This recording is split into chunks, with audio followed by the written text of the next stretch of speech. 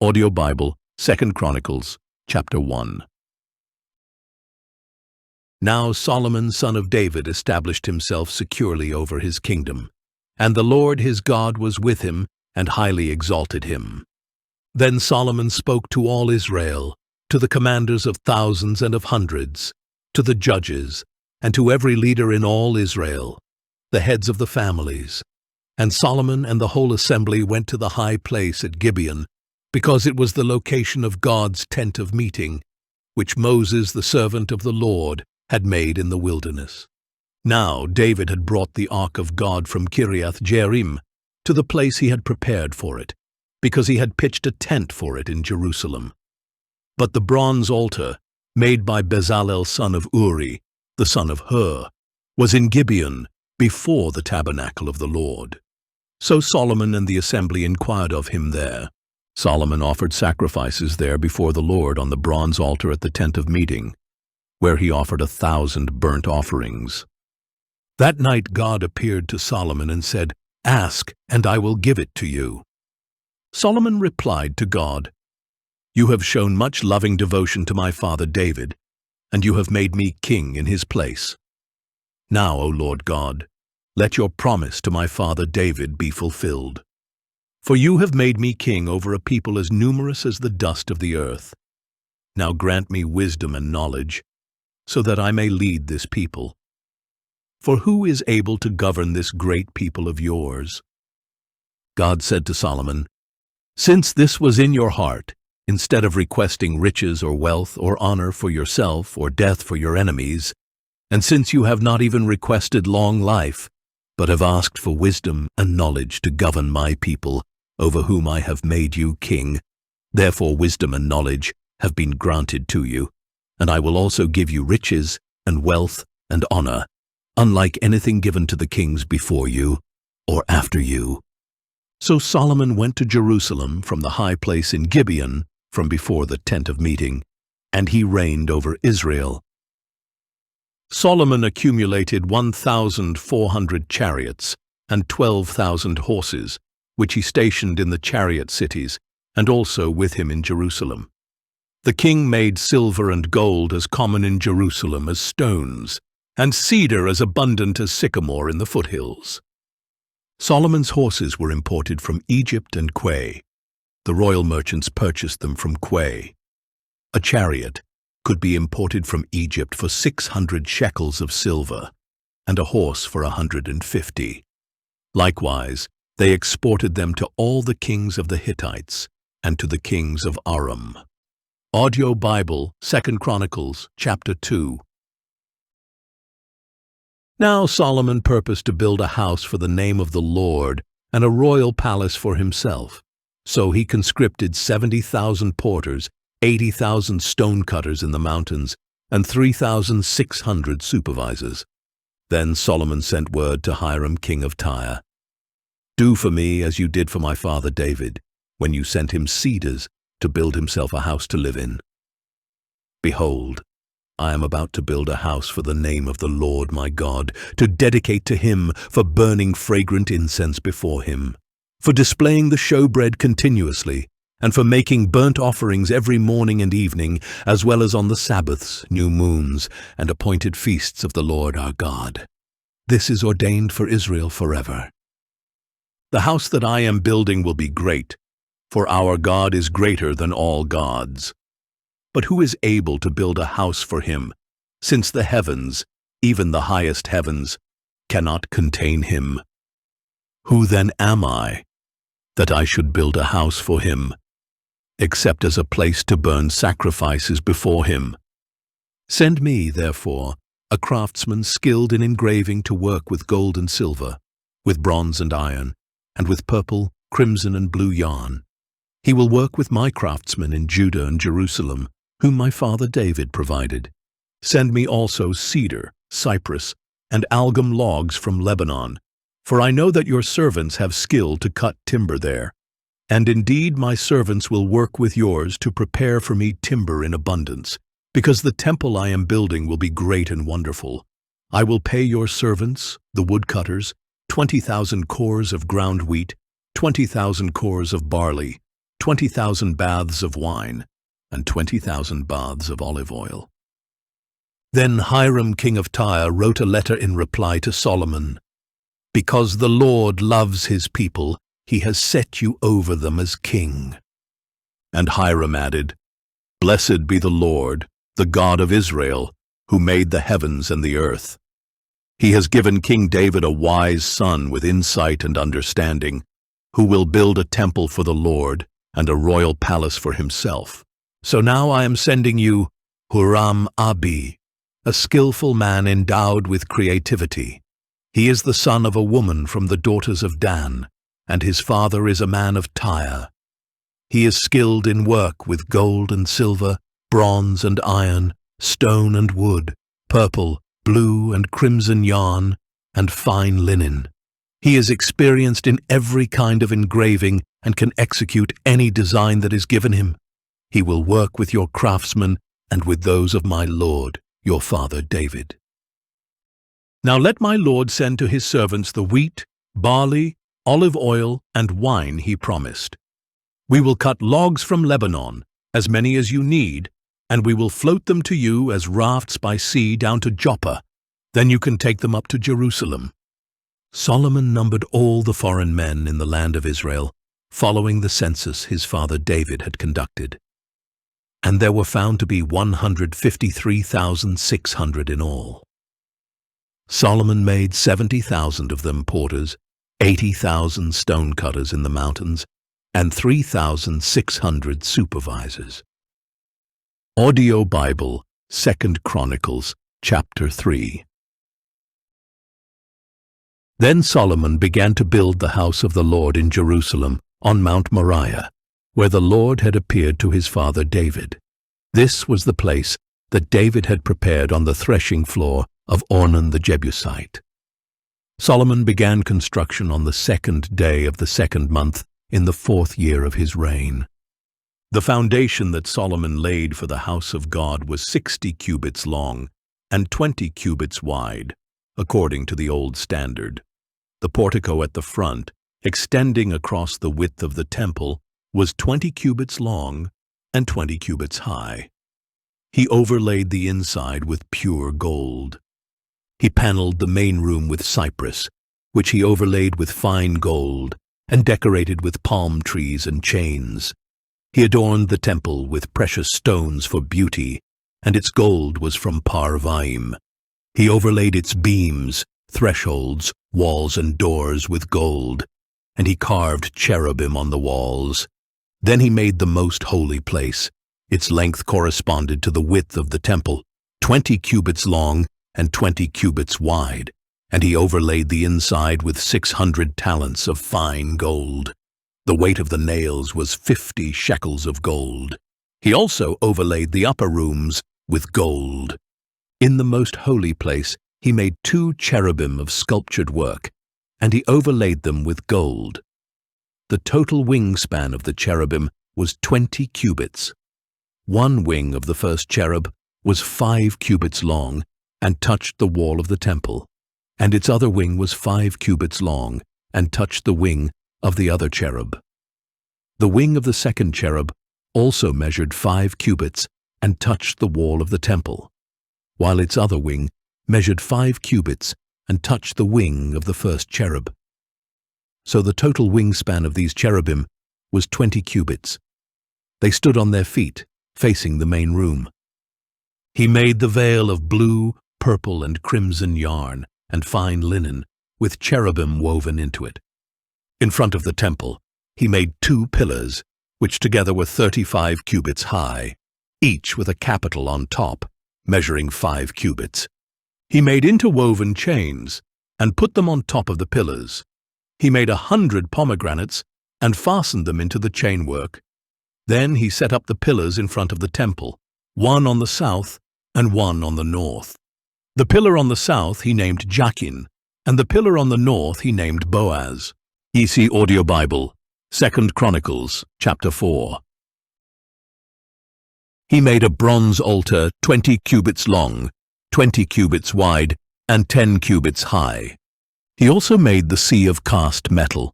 It was circular in shape, measuring 10 cubits from rim to rim, 5 cubits in height, and 30 cubits in circumference. Below the rim, figures of oxen encircled it, 10 per cubit all the way around the sea, cast in 2 rows as a part of the sea. The sea stood on 12 oxen, 3 facing north, 3 facing west, 3 facing south, and 3 facing east. The sea rested on them, with all their hindquarters toward the center. It was a handbreadth thick, and its rim was fashioned like the brim of a cup, like a lily blossom. It could hold 3,000 baths. He also made 10 basins for washing, and placed 5 on the south side and 5 on the north. The parts of the burnt offering were rinsed in them, but the priests used the sea for washing. He made 10 gold lampstands according to their specifications and placed them in the temple, 5 on the south side and 5 on the north. Additionally, he made 10 tables and placed them in the temple, 5 on the south side and 5 on the north. He also made 100 gold bowls. He made the courtyard of the priests and the large court with its doors, and he overlaid the doors with bronze. He put the sea on the south side, at the southeast corner. Additionally, Hiram made the pots, shovels, and sprinkling bowls. So Hiram finished the work that he had undertaken for King Solomon in the house of God. The 2 pillars, the 2 bowl-shaped capitals atop the pillars, the 2 sets of network covering both bowls of the capitals atop the pillars, the 400 pomegranates for the 2 sets of network, 2 rows of pomegranates for each network covering both the bowl-shaped capitals atop the pillars, the stands, the basins on the stands, the sea, the 12 oxen underneath the sea, and the pots, shovels, meat forks, and all the other articles. All these objects that Huram-Abi made for King Solomon for the house of the Lord were of polished bronze. The king had them cast in clay molds in the plain of the Jordan between Succoth and Zeredah. Solomon made all these articles in such great abundance that the weight of the bronze could not be determined. Solomon also made all the furnishings for the house of God, the golden altar, the tables on which was placed the bread of the presence, the lampstands of pure gold and their lamps to burn in front of the inner sanctuary as prescribed, the flowers, lamps, and tongs of gold, of purest gold, the wick trimmers, sprinkling bowls, ladles, and censers of pure gold, and the gold doors of the temple, the inner doors to the most holy place, as well as the doors of the main hall. Audio Bible, 2 Chronicles, chapter 5. So all the work that Solomon had performed for the house of the Lord was completed.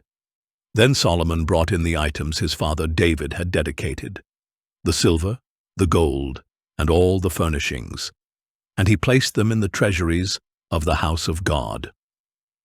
At that time, Solomon assembled in Jerusalem the elders of Israel, all the tribal heads and family leaders of the Israelites, to bring up the ark of the covenant of the Lord from Zion, the city of David. So all the men of Israel came together to the king at the feast in the 7th month. When all the elders of Israel had arrived, the Levites took up the ark, and they brought up the ark and the tent of meeting, with all its sacred furnishings.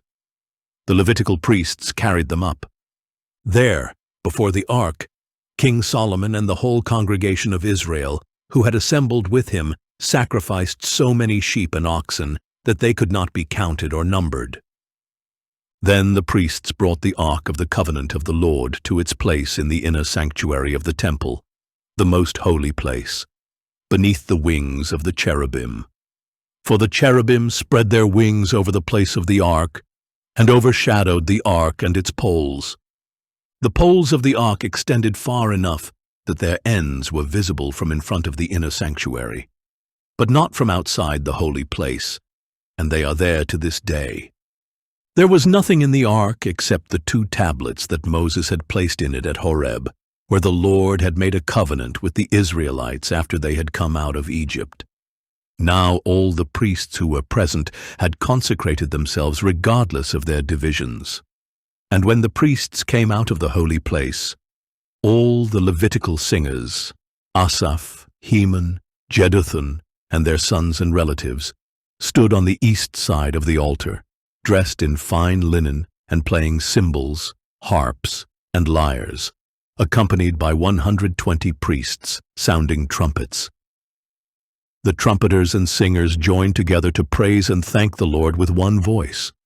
They lifted up their voices, accompanied by trumpets, cymbals, and musical instruments, in praise to the Lord. For he is good, his loving devotion endures forever. And the temple, the house of the Lord, was filled with a cloud, so that the priests could not stand there to minister because of the cloud. For the glory of the Lord filled the house of God. Mitu, Audio Bible, 2 Chronicles, chapter 6. Then Solomon declared, "The Lord has said that he would dwell in the thick cloud. But I have built you an exalted house, a place for you to dwell forever."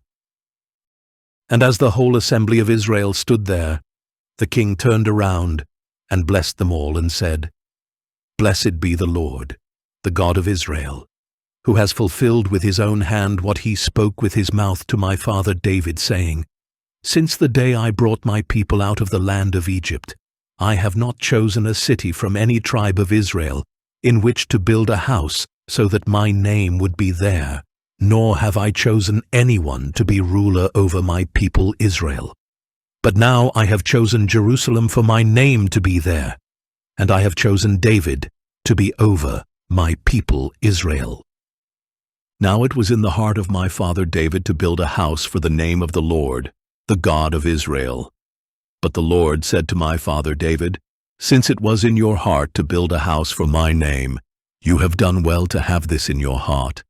Nevertheless, you are not the one to build it, but your son, your own offspring, will build the house for my name. Now the Lord has fulfilled the word that he spoke. I have succeeded my father David, and I sit on the throne of Israel, as the Lord promised. I have built the house for the name of the Lord, the God of Israel. And there I have placed the ark, which contains the covenant of the Lord that he made with the children of Israel. Then Solomon stood before the altar of the Lord in front of the whole assembly of Israel and spread out his hands. Now Solomon had made a bronze platform, 5 cubits long, 5 cubits wide, and 3 cubits high, and had placed it in the middle of the courtyard. He stood on it, knelt down before the whole assembly of Israel, spread out his hands toward heaven, and said, O Lord God of Israel, there is no God like you in heaven or on earth, keeping your covenant of loving devotion with your servants who walk before you with all their hearts. You have kept your promise to your servant, my father David. What you spoke with your mouth, you have fulfilled with your hand this day. Therefore now, O Lord God of Israel, keep for your servant my father David what you promised when you said, You will never fail to have a man to sit before me on the throne of Israel, if only your descendants guard their way to walk in my law as you have walked before me. And now, O Lord, God of Israel, please confirm what you promised to your servant David. But will God indeed dwell with man upon the earth?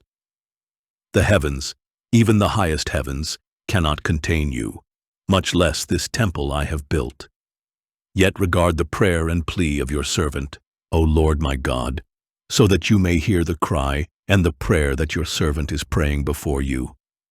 May your eyes be open toward this temple day and night, toward the place where you said you would put your name, so that you may hear the prayer that your servant prays toward this place.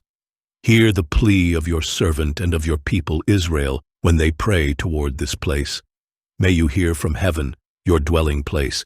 May you hear and forgive. When a man sins against his neighbor and is required to take an oath, and he comes to take an oath before your altar in this temple, then may you hear from heaven and act. May you judge your servants condemning the wicked man by bringing down on his own head what he has done, and justifying the righteous man by rewarding him according to his righteousness. When your people Israel are defeated before an enemy because they have sinned against you, and they return to you and confess your name, praying and pleading before you in this temple, then may you hear from heaven and forgive the sin of your people Israel.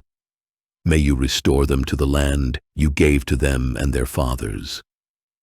When the skies are shut and there is no rain, because your people have sinned against you, and they pray toward this place, and confess your name, and they turn from their sins, because you have afflicted them, then may you hear from heaven, and forgive the sin of your servants, your people Israel, so that you may teach them the good way in which they should walk. May you send rain on the land that you gave your people as an inheritance.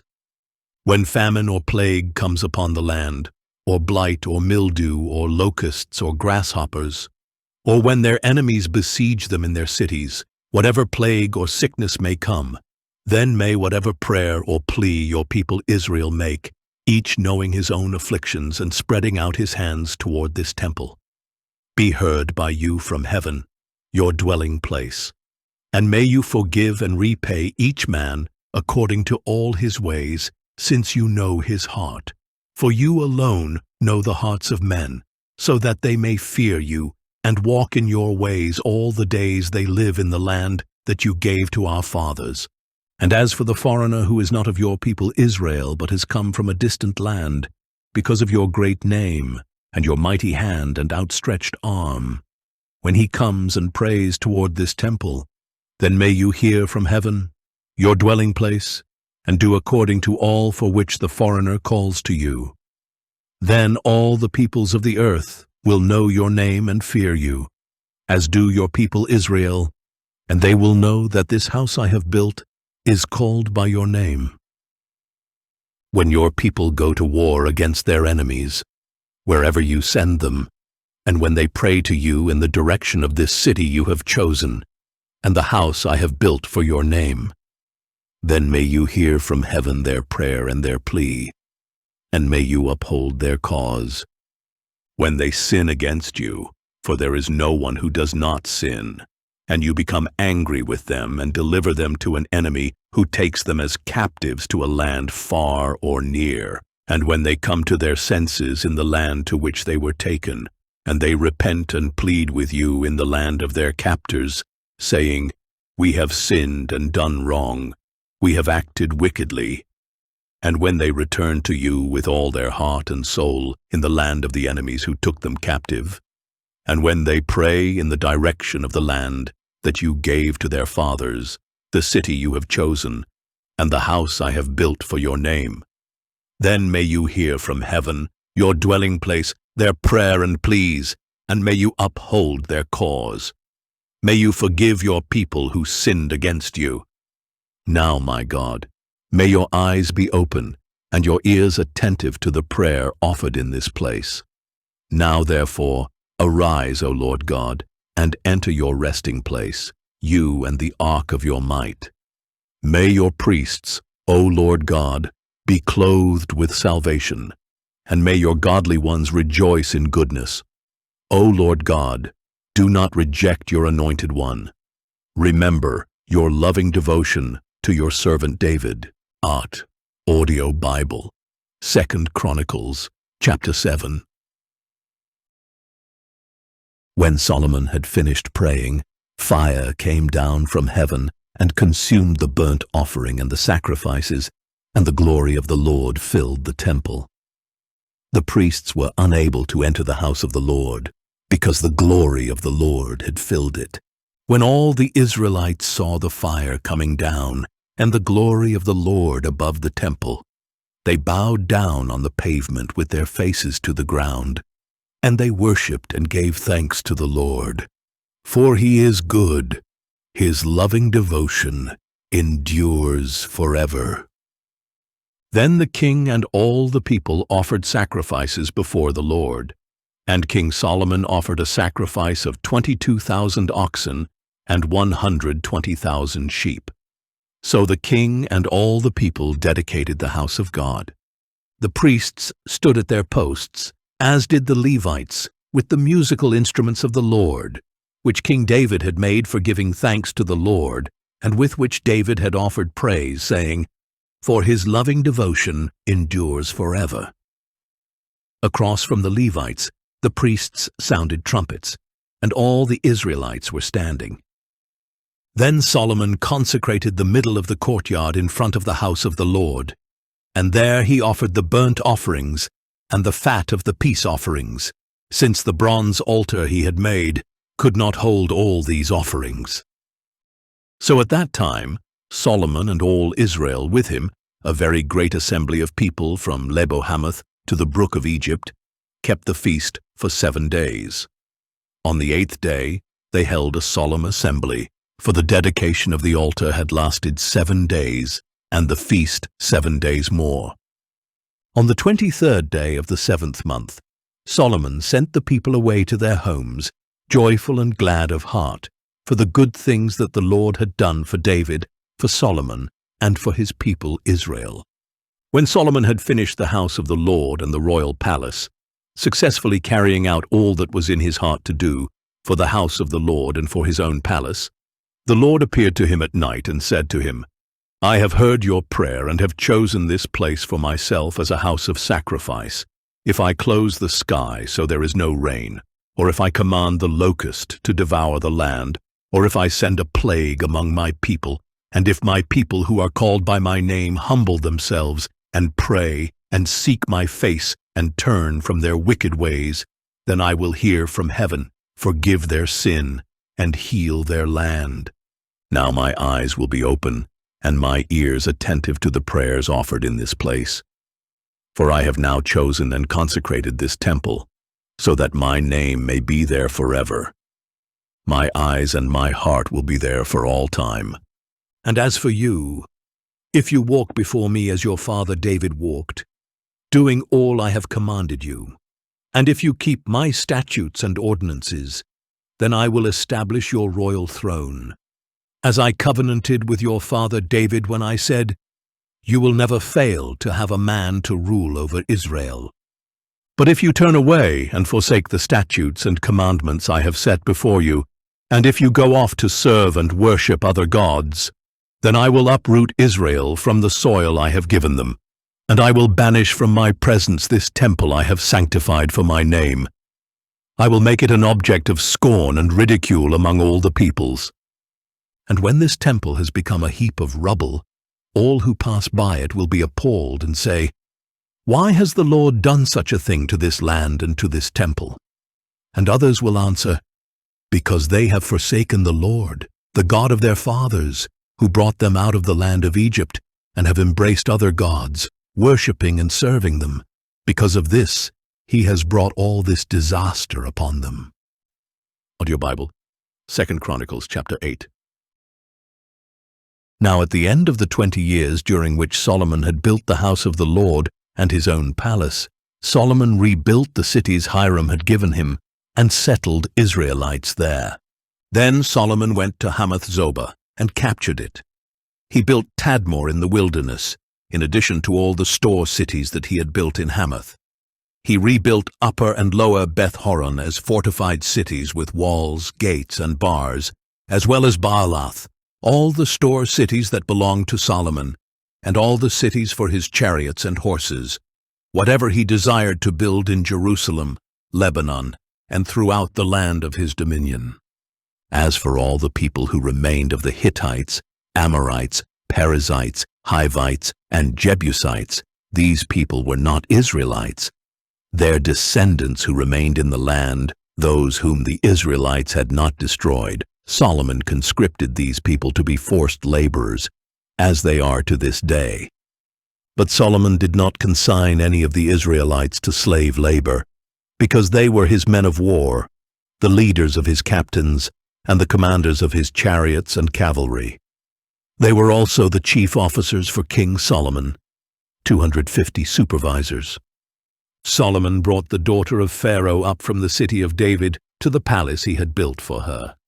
For he said, My wife must not live in the house of David, king of Israel, because the places the ark of the Lord has entered are holy." At that time, Solomon offered burnt offerings to the Lord on the altar of the Lord he had built in front of the portico.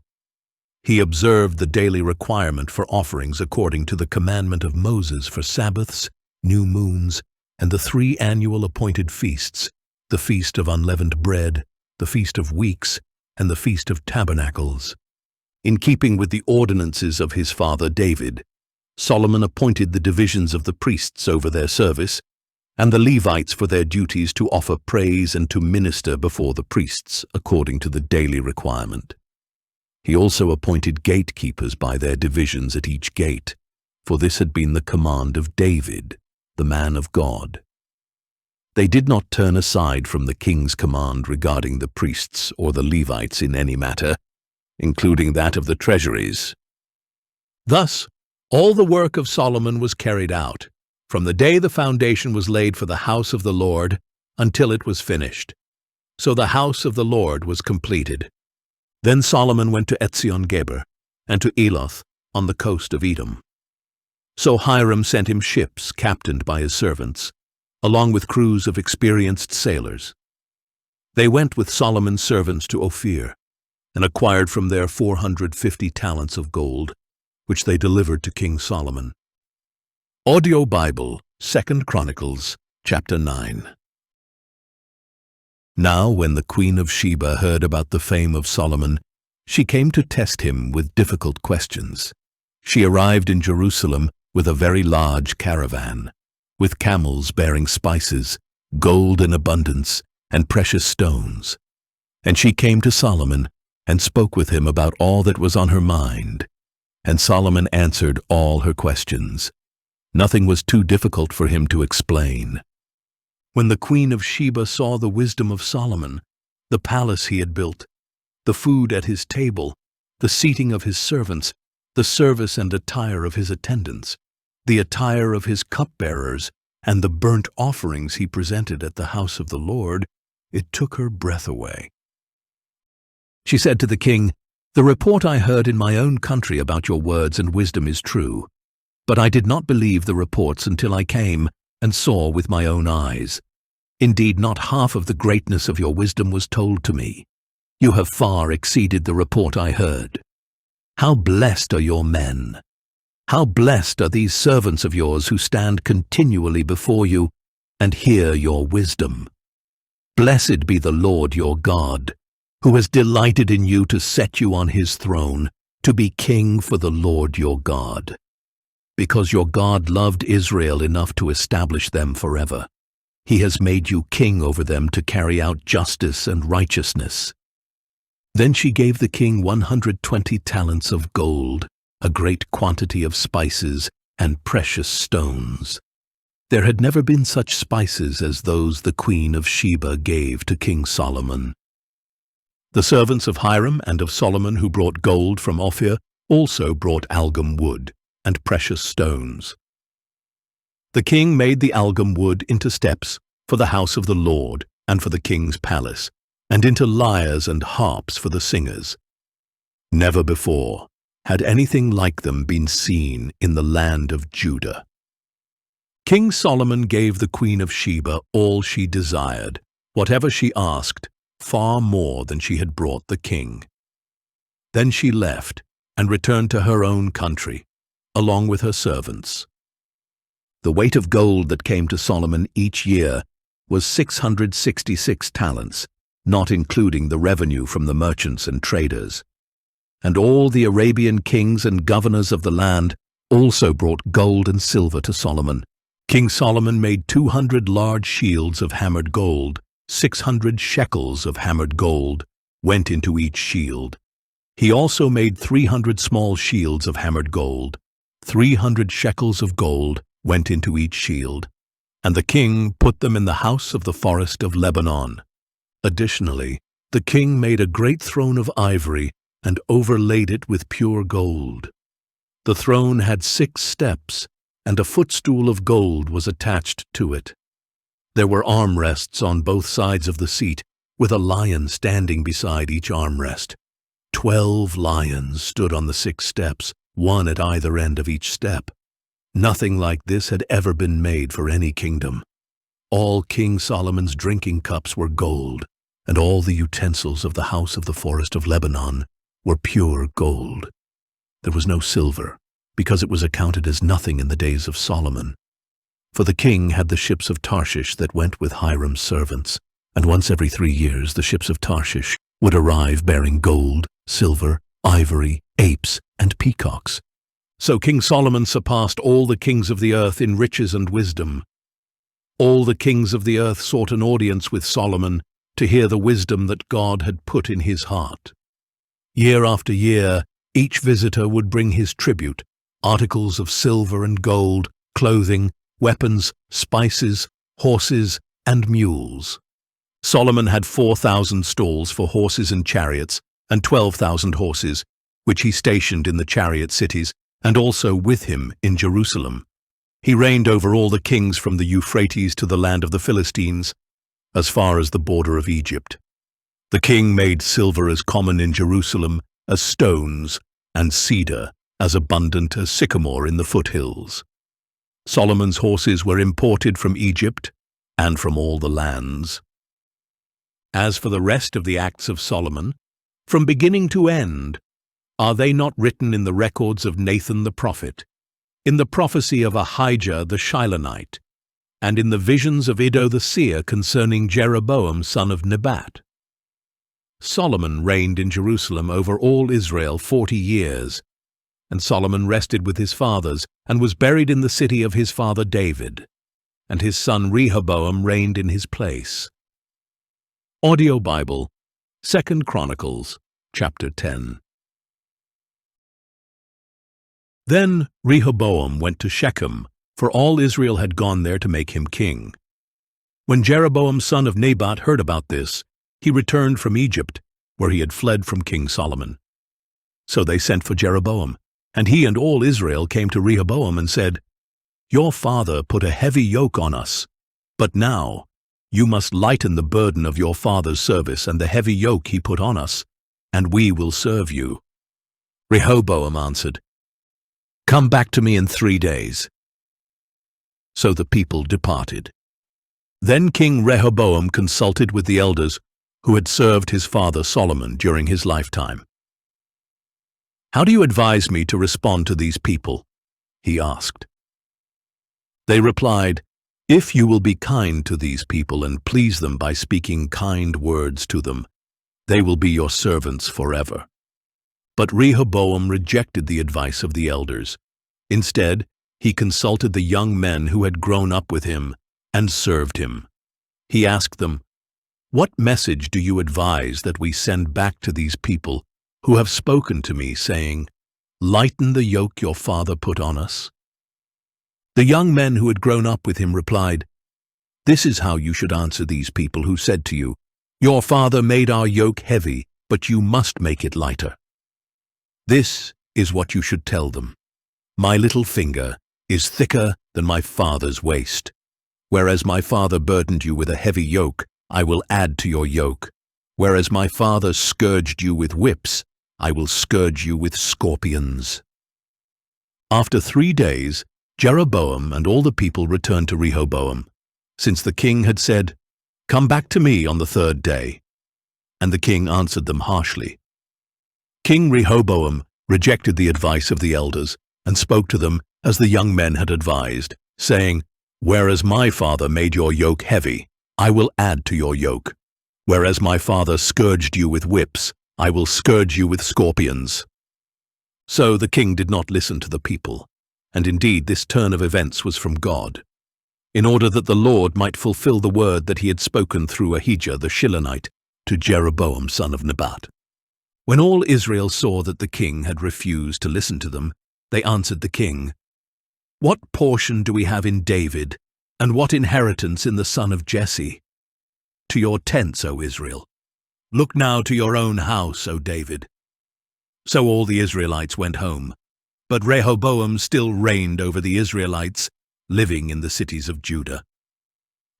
Then King Rehoboam sent out Hadoram, who was in charge of the forced labor, But the Israelites stoned him to death, and King Rehoboam mounted his chariot in haste and escaped to Jerusalem. So to this day, Israel has been in rebellion against the house of David. Audio Bible, 2 Chronicles, chapter 11. When Rehoboam arrived in Jerusalem, he mobilized the house of Judah and Benjamin, 180,000 chosen warriors, to fight against Israel and restore the kingdom to Rehoboam. But the word of the Lord came to Shemaiah the man of God. Tell Rehoboam, son of Solomon, king of Judah, and all the Israelites in Judah and Benjamin, that this is what the Lord says. You are not to go up and fight against your brothers. Each of you must return home, for this is my doing. So they listened to the words of the Lord and turned back from going against Jeroboam. Rehoboam lived in Jerusalem, and he built up cities for defense in Judah.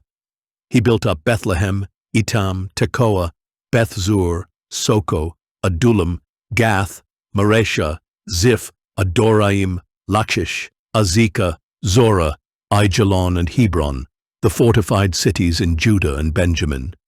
He strengthened their fortifications and put officers in them with supplies of food, oil, and wine.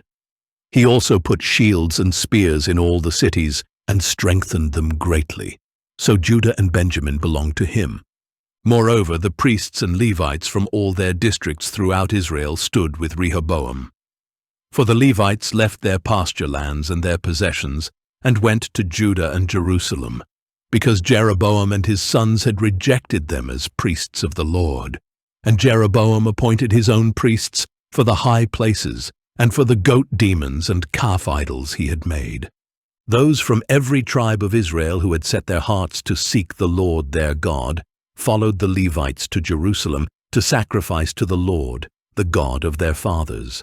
So they strengthened the kingdom of Judah and supported Rehoboam son of Solomon for 3 years, because they walked for 3 years in the way of David and Solomon.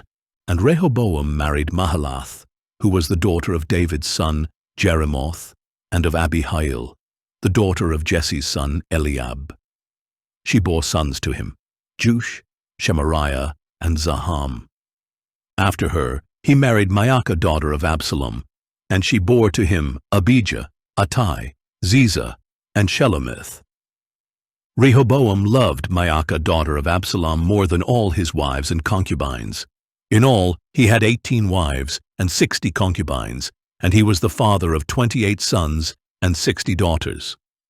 Rehoboam appointed Abijah, son of Maacah, as chief prince among his brothers, intending to make him king. Rehoboam also acted wisely by dispersing some of his sons throughout the districts of Judah and Benjamin, and to all the fortified cities.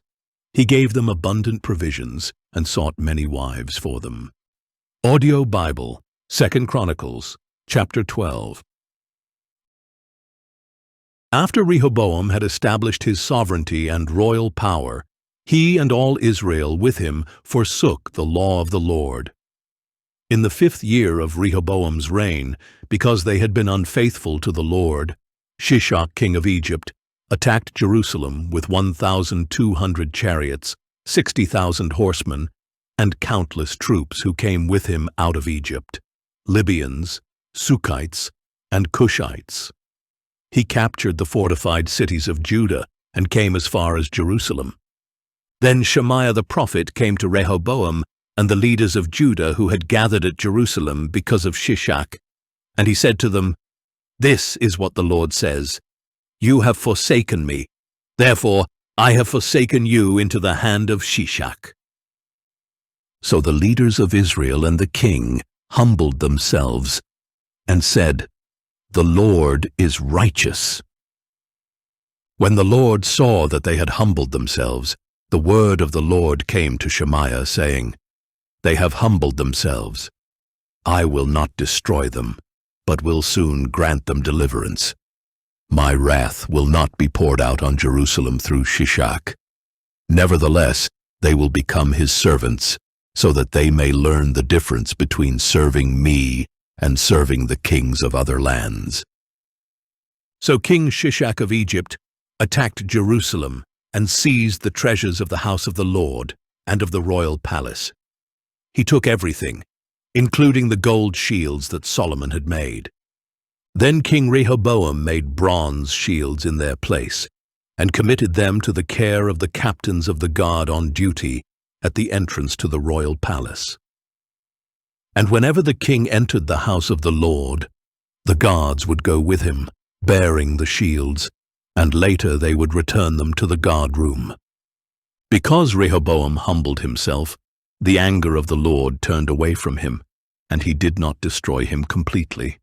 Indeed, conditions were good in Judah.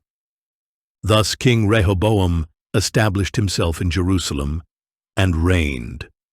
He was 41 years old when he became king, and he reigned 17 years in Jerusalem, the city the Lord had chosen from all the tribes of Israel in which to put his name. His mother's name was Naamah, the Ammonite. And Rehoboam did evil because he did not set his heart to seek the Lord. Now the acts of Rehoboam, from first to last, are they not written in the records of Shemaiah the prophet, and of Iddo the seer, concerning the genealogies? There was war between Rehoboam and Jeroboam throughout their days. And Rehoboam rested with his fathers, and was buried in the city of David, and his son Abijah reigned in his place. Audio Bible, 2 Chronicles, chapter 13. In the 18th year of Jeroboam's reign, Abijah became king of Judah, and he reigned in Jerusalem 3 years. His mother's name was Micaiah, daughter of Uriel. She was from Gibeah, and there was war between Abijah and Jeroboam.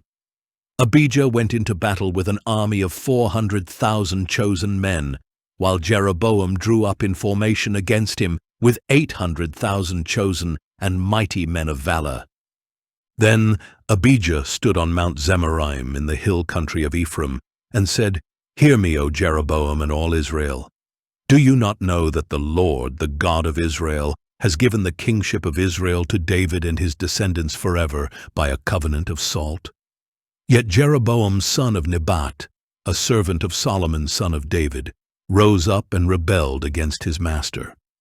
Then worthless and wicked men gathered around him to resist Rehoboam son of Solomon when he was young, inexperienced, and unable to resist them.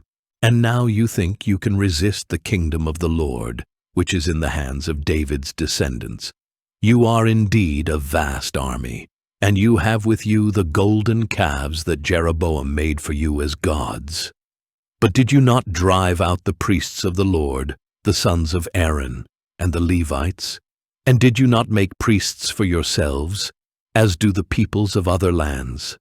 Now whoever comes to consecrate himself with a young bull and 7 rams can become a priest of things that are not gods. But as for us, the Lord is our God. We have not forsaken him. The priests who minister to the Lord are sons of Aaron, and the Levites attend to their duties. Every morning and every evening they present burnt offerings and fragrant incense to the Lord. They set out the rows of showbread on the ceremonially clean table, and every evening they light the lamps of the gold lampstand. We are carrying out the requirements of the Lord our God, while you have forsaken him. Now behold, God himself is with us as our head, and his priests with their trumpets sound the battle call against you. O children of Israel, do not fight against the Lord, the God of your fathers, for you will not succeed." Now Jeroboam had sent troops around to ambush from the rear, so that while he was in front of Judah, the ambush was behind them. When Judah turned and discovered that the battle was both before and behind them, they cried out to the Lord.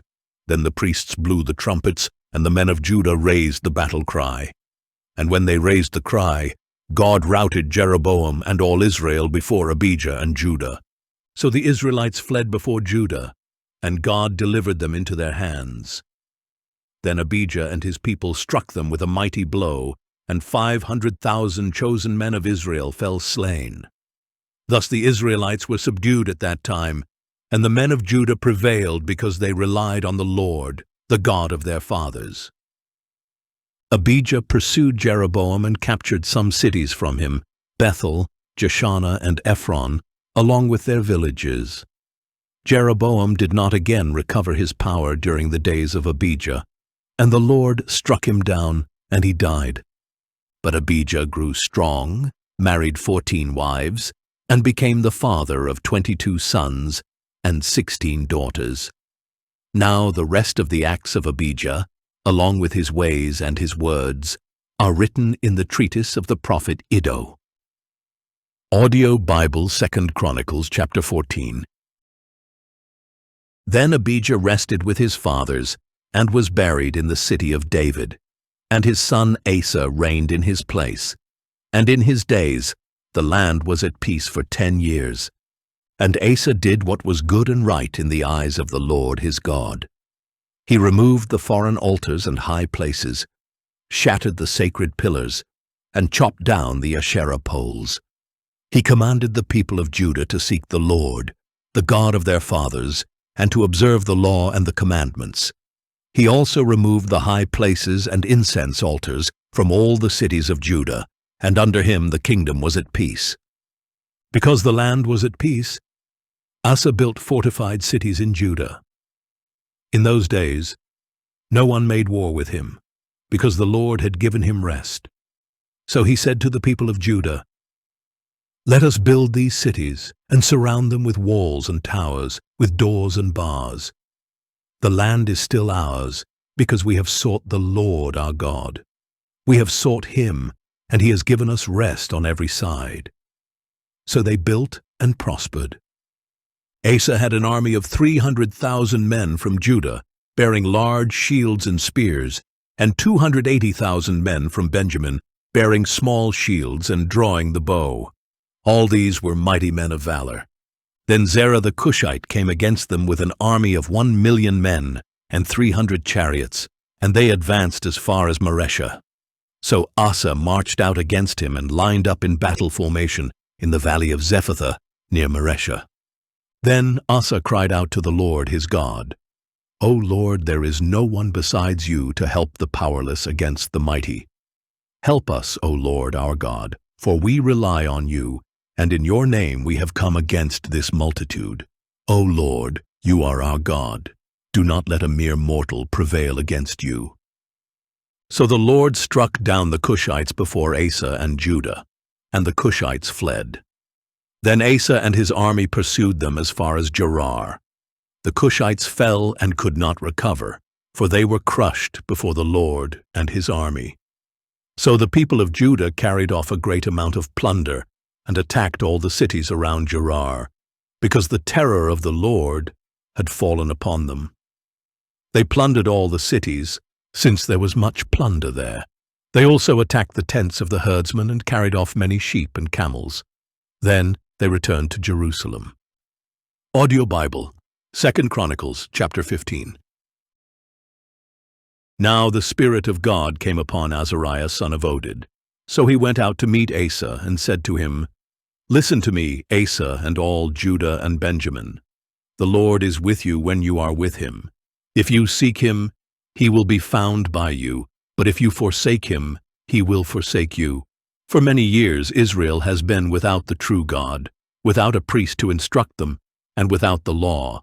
But in their distress they turned to the Lord, the God of Israel, and sought him, and he was found by them. In those days there was no safety for travelers, because the residents of the lands had many conflicts. Nation was crushed by nation, and city by city, for God afflicted them with all kinds of adversity. But as for you, be strong. Do not be discouraged, for your work will be rewarded." When Asa heard these words and the prophecy of Azariah son of Oded the prophet, he took courage and removed the detestable idols from the whole land of Judah and Benjamin, and from the cities he had captured in the hill country of Ephraim. He then restored the altar of the Lord that was in front of the portico of the Lord's temple, and he assembled all Judah and Benjamin, along with those from the tribes of Ephraim, Manasseh, and Simeon who had settled among them, for great numbers had come over to him from Israel, when they saw that the Lord his God was with him. So they gathered together in Jerusalem in the 3rd month of the 15th year of Asa's reign. At that time, they sacrificed to the Lord 700 oxen and 7,000 sheep from all the plunder they had brought back. Then they entered into a covenant to seek the Lord, the God of their fathers, with all their heart and soul. And whoever would not seek the Lord, the God of Israel, would be put to death, whether young or old, man or woman. They took an oath to the Lord with a loud voice, with shouting, trumpets, and ram's horns. And all Judah rejoiced over the oath, for they had sworn it with all their heart. They had sought him earnestly, and he was found by them. So the Lord gave them rest on every side. King Asa also removed his grandmother Maacah from her position as queen mother because she had made a detestable Asherah pole. Asa chopped down the pole, crushed it, and burned it in the Kidron Valley. The high places were not removed from Israel, but Asa's heart was fully devoted all his days. And he brought into the house of God the silver and gold and the articles that he and his father had dedicated. And there was no war until the 35th year of Asa's reign. Audio Bible, 2 Chronicles, chapter 16. In the 36th year of Asa's reign, Baasha king of Israel went up against Judah and fortified Ramah to prevent anyone from leaving or entering the territory of Asa king of Judah.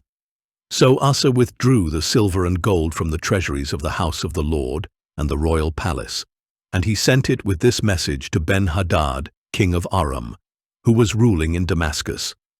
Let there be a treaty between me and you, as there was between my father and your father. See, I have sent you silver and gold. Now go and break your treaty with Baasha king of Israel, so that he will withdraw from me. And Ben-Hadad listened to King Asa, and sent the commanders of his armies against the cities of Israel, conquering Ijon, Dan, Abel-Maim, and all the store cities of Naphtali. When Baasha learned of this, he stopped fortifying Ramah and abandoned his work. Then King Asa brought all the men of Judah, and they carried away the stones of Ramah and the timbers Baasha had used for building. And with these materials he built up Geba and Mizpah. At that time Hanani the seer came to King Asa of Judah and told him, Because you have relied on the king of Aram and not on the Lord your God, the army of the king of Aram has escaped from your hand. Were not the Cushites and Libyans a vast army with many chariots and horsemen? Yet because you relied on the Lord, he delivered them into your hand. For the eyes of the Lord roam to and fro over all the earth, to show himself strong on behalf of those whose hearts are fully devoted to him. You have acted foolishly in this matter. From now on, therefore, you will be at war. Asa was angry with the seer, and became so enraged over this matter that he put the man in prison, and at the same time Asa oppressed some of the people. Now the acts of Asa, from beginning to end, are indeed written in the book of the kings of Judah and Israel. In the 39th year of his reign, Asa became diseased in his feet, and his disease became increasingly severe. Yet even in his illness he did not seek the Lord, but only the physicians.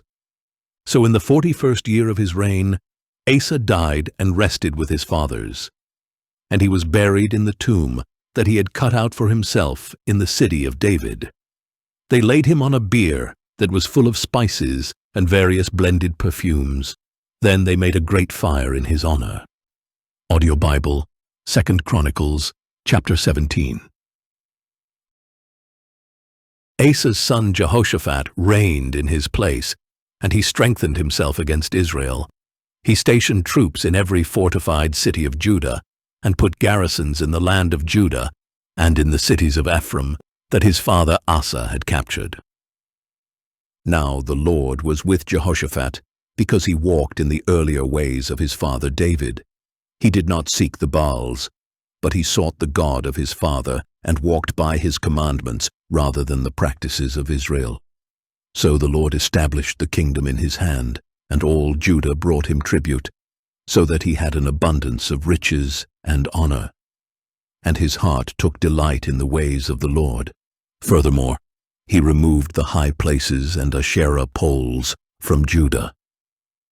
In the 3rd year of his reign, Jehoshaphat sent his officials Ben-Hail, Obadiah, Zechariah, Nethanel, and Micaiah to teach in the cities of Judah, accompanied by certain Levites, Shemaiah, Nethaniah, Zebediah, Asahel, Shemiramoth, Jehonathan, Adonijah, Tobijah, and Tobadonijah, along with the priests Elishama and Jehoram. They taught throughout Judah, taking with them the book of the law of the Lord. They went throughout the towns of Judah and taught the people. And the dread of the Lord fell upon all the kingdoms of the lands that surrounded Judah, so that they did not make war against Jehoshaphat. Some Philistines also brought gifts and silver as tribute to Jehoshaphat. And the Arabs brought him 7,700 rams and 7,700 goats from their flocks. Jehoshaphat grew stronger and stronger, and he built fortresses and store cities in Judah and kept vast supplies in the cities of Judah. He also had warriors in Jerusalem who were mighty men of valor. These are their numbers according to the houses of their fathers. From Judah, the commanders of thousands, Adnah the commander, and with him 300,000 mighty men of valor. Next to him, Jehohanan the commander, and with him 280,000. And next to him, Amasiah son of Zichri, the volunteer for the Lord, and with him 200,000 mighty men of valor. From Benjamin, Eliada, a mighty man of valor, and with him 200,000 armed with bows and shields. And next to him, Jehozabad, and with him 180,000 armed for battle. These were the men who served the king, besides those he stationed in the fortified cities throughout Judah. Audio Bible, 2 Chronicles, chapter 18. Now Jehoshaphat had an abundance of riches and honor, and he allied himself with Ahab by marriage. And some years later he went down to visit Ahab in Samaria, where Ahab sacrificed many sheep and cattle for him and the people with him, and urged him to march up to Ramoth-Gilead. Ahab, king of Israel, asked Jehoshaphat, king of Judah, "Will you go with me against Ramoth-Gilead?" And Jehoshaphat replied, "I am as you are, and my people are your people. We will join you in the war." But Jehoshaphat also said to the king of Israel, "Please inquire first for the word of the Lord." So the king of Israel assembled the prophets, 400 men, and asked them, "Should we go to war against Ramoth-Gilead, or should we refrain?" "Go up," they replied, "and God will deliver it into the hand of the king." But Jehoshaphat asked, "Is there not still a prophet of the Lord here of whom we can inquire?" The king of Israel answered, "There is still one man through whom we can inquire of the Lord, but I hate him because he never prophesies anything good for me, but only bad. He is Micaiah son of Imlah." "The king should not say that," Jehoshaphat replied. So the king of Israel called one of his officials and said, "Bring Micaiah son of Imlah at once." Dressed in royal attire, the king of Israel and Jehoshaphat king of Judah were sitting on their thrones at the threshing floor by the entrance of the gate of Samaria, with all the prophets prophesying before them. Now Zedekiah son of Chenaanah had made for himself iron horns and declared, "This is what the Lord says, with these you shall gore the Arameans until they are finished off." And all the prophets were prophesying the same, saying, "Go up to Ramoth-Gilead and triumph, for the Lord will deliver it into the hand of the king." Then the messenger who had gone to call Micaiah instructed him, "Behold, with one accord the words of the prophets are favorable to the king, so please let your words be like theirs, and speak favorably." But Micaiah said, "As surely as the Lord lives, I will speak whatever my God tells me." When Micaiah arrived, the king asked him, "Micaiah, should we go to war against Ramoth-Gilead, or should we refrain?" "Go up in triumph," Micaiah replied, "for they will be delivered into your hand." But the king said to him, "How many times must I make you swear not to tell me anything but the truth in the name of the Lord?" So Micaiah declared, "I saw all Israel scattered on the hills like sheep without a shepherd. And the Lord said, 'These people have no master.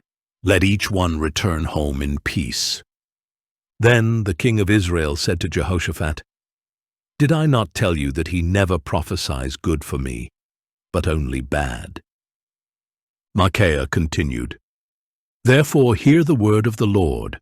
I saw the Lord sitting on his throne, and all the host of heaven standing on his right and on his left.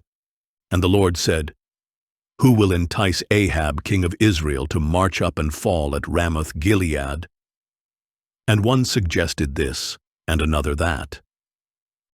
Then a spirit came forward, stood before the Lord, and said, 'I will entice him.' 'By what means?' asked the Lord.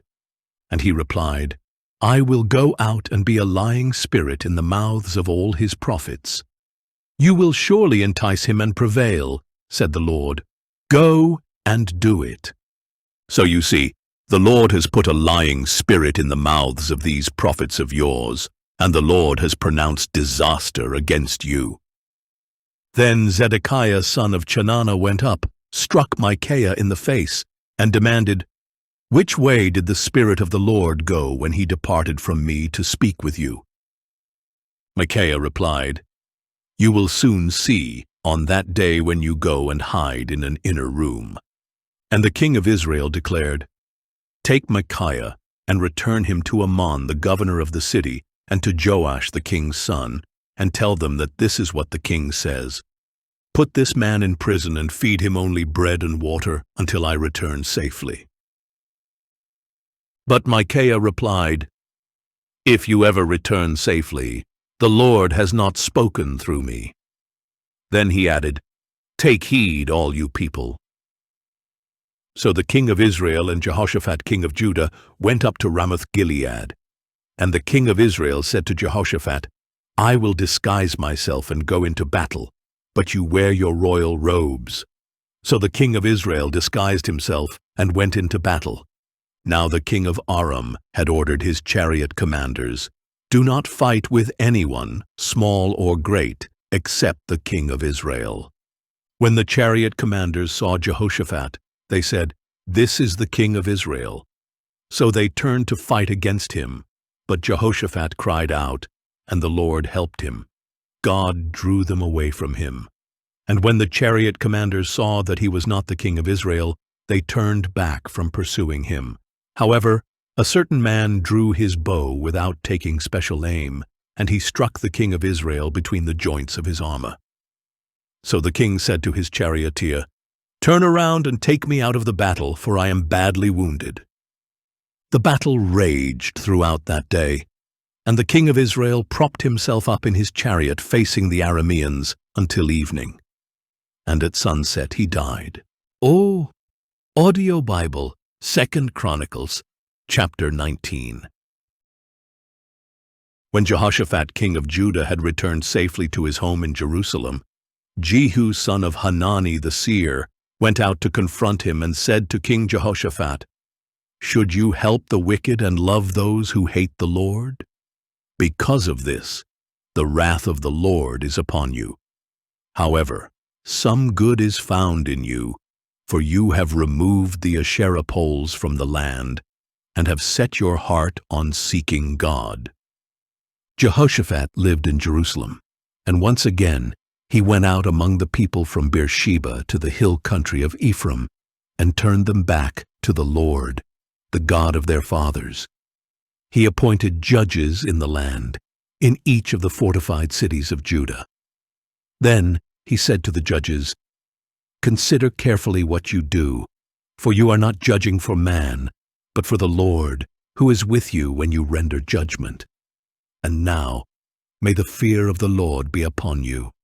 Be careful what you do, for with the Lord, our God, there is no injustice, or partiality, or bribery." Moreover, Jehoshaphat appointed in Jerusalem some of the Levites, priests, and heads of the Israelite families to judge on behalf of the Lord and to settle disputes. And they lived in Jerusalem. He commanded them, saying, "You must serve faithfully and wholeheartedly in the fear of the Lord. For every dispute that comes before you from your brothers who dwell in their cities, whether it regards bloodshed or some other violation of law, commandments, statutes, or ordinances, you are to warn them, so that they will not incur guilt before the Lord, and wrath will not come upon you and your brothers. Do this, and you will not incur guilt. Note that Amariah, the chief priest, will be over you in all that pertains to the Lord, and Zebadiah, son of Ishmael, the ruler of the house of Judah, in all that pertains to the king. And the Levites will serve as officers before you. Act resolutely. May the Lord be with the upright." Audio Bible, 2 Chronicles, chapter 20. After this, the Moabites and Ammonites, together with some of the Meunites, came to make war against Jehoshaphat. Then some men came and told Jehoshaphat, "A vast army is coming against you from Edom, from beyond the sea. They are already in Hazazon Tamar, that is, En-gedi." Jehoshaphat was alarmed and set his face to seek the Lord, and he proclaimed a fast throughout Judah. So the people of Judah gathered to seek the Lord, and indeed they came from all the cities of Judah to seek him. Then Jehoshaphat stood in the assembly of Judah and Jerusalem in the house of the Lord in front of the new courtyard and said, "O Lord, God of our fathers, are you not the God who is in heaven? And do you not rule over all the kingdoms of the nations? Power and might are in your hand, and no one can stand against you. Our God, did you not drive out the inhabitants of this land before your people Israel, and give it forever to the descendants of Abraham your friend? They have lived in the land and have built in it a sanctuary for your name, saying, 'If disaster comes upon us, whether sword or judgment, plague or famine, we will stand before this temple and before you, for your name is in this temple. We will cry out to you in our distress, and you will hear us and save us.' And now here are the men of Ammon, Moab, and Mount Seir, whom you did not let Israel invade when they came out of the land of Egypt. So Israel turned away from them and did not destroy them. See how they are repaying us by coming to drive us out of the possession that you gave us as an inheritance. Our God, will you not judge them? For we are powerless before this vast army that comes against us. We do not know what to do, but our eyes are upon you." Meanwhile, all the men of Judah, with their wives and children and little ones, were standing before the Lord. Then the Spirit of the Lord came upon Jahaziel, son of Zechariah, the son of Benaiah, the son of Jeiel, the son of Mattaniah, a Levite from Asaph's descendants, as he stood in the midst of the assembly. And he said, "Listen, all you people of Judah and Jerusalem, listen, King Jehoshaphat. This is what the Lord says. Do not be afraid or discouraged because of this vast army, for the battle does not belong to you, but to God. Tomorrow you are to march down against them. You will see them coming up the ascent of Ziz, and you will find them at the end of the valley facing the wilderness of Jeruel. You need not fight this battle. Take up your positions, stand firm, and see the salvation of the Lord on your behalf, O Judah and Jerusalem. Do not be afraid or discouraged. Go out and face them tomorrow, for the Lord is with you." Then Jehoshaphat bowed face down, and all the people of Judah and Jerusalem fell down before the Lord to worship him.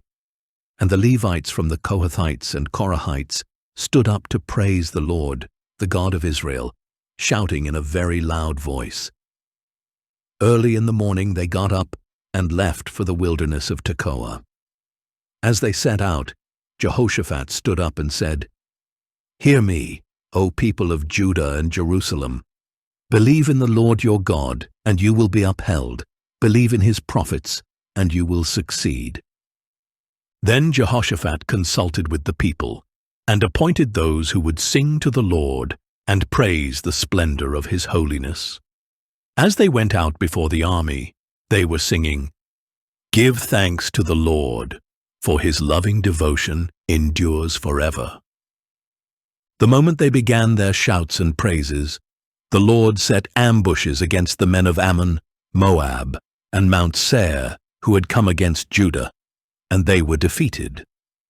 The Ammonites and Moabites rose up against the inhabitants of Mount Seir, devoting them to destruction. And when they had finished off the inhabitants of Seir, they helped to destroy one another. When the men of Judah came to a place overlooking the wilderness, they looked for the vast army, but there were only corpses lying on the ground. No one had escaped. Then Jehoshaphat and his people went to carry off the plunder, and they found on the bodies an abundance of goods and valuables, more than they could carry away. They were gathering the plunder for 3 days because there was so much. On the 4th day they assembled in the valley of Berakah, where they blessed the Lord. Therefore, that place is called the Valley of Berakah to this day. Then all the men of Judah and Jerusalem, with Jehoshaphat at their head, returned joyfully to Jerusalem, for the Lord had made them rejoice over their enemies. So they entered Jerusalem and went into the house of the Lord with harps, lyres, and trumpets. And the fear of God came upon all the kingdoms of the lands when they heard that the Lord had fought against the enemies of Israel.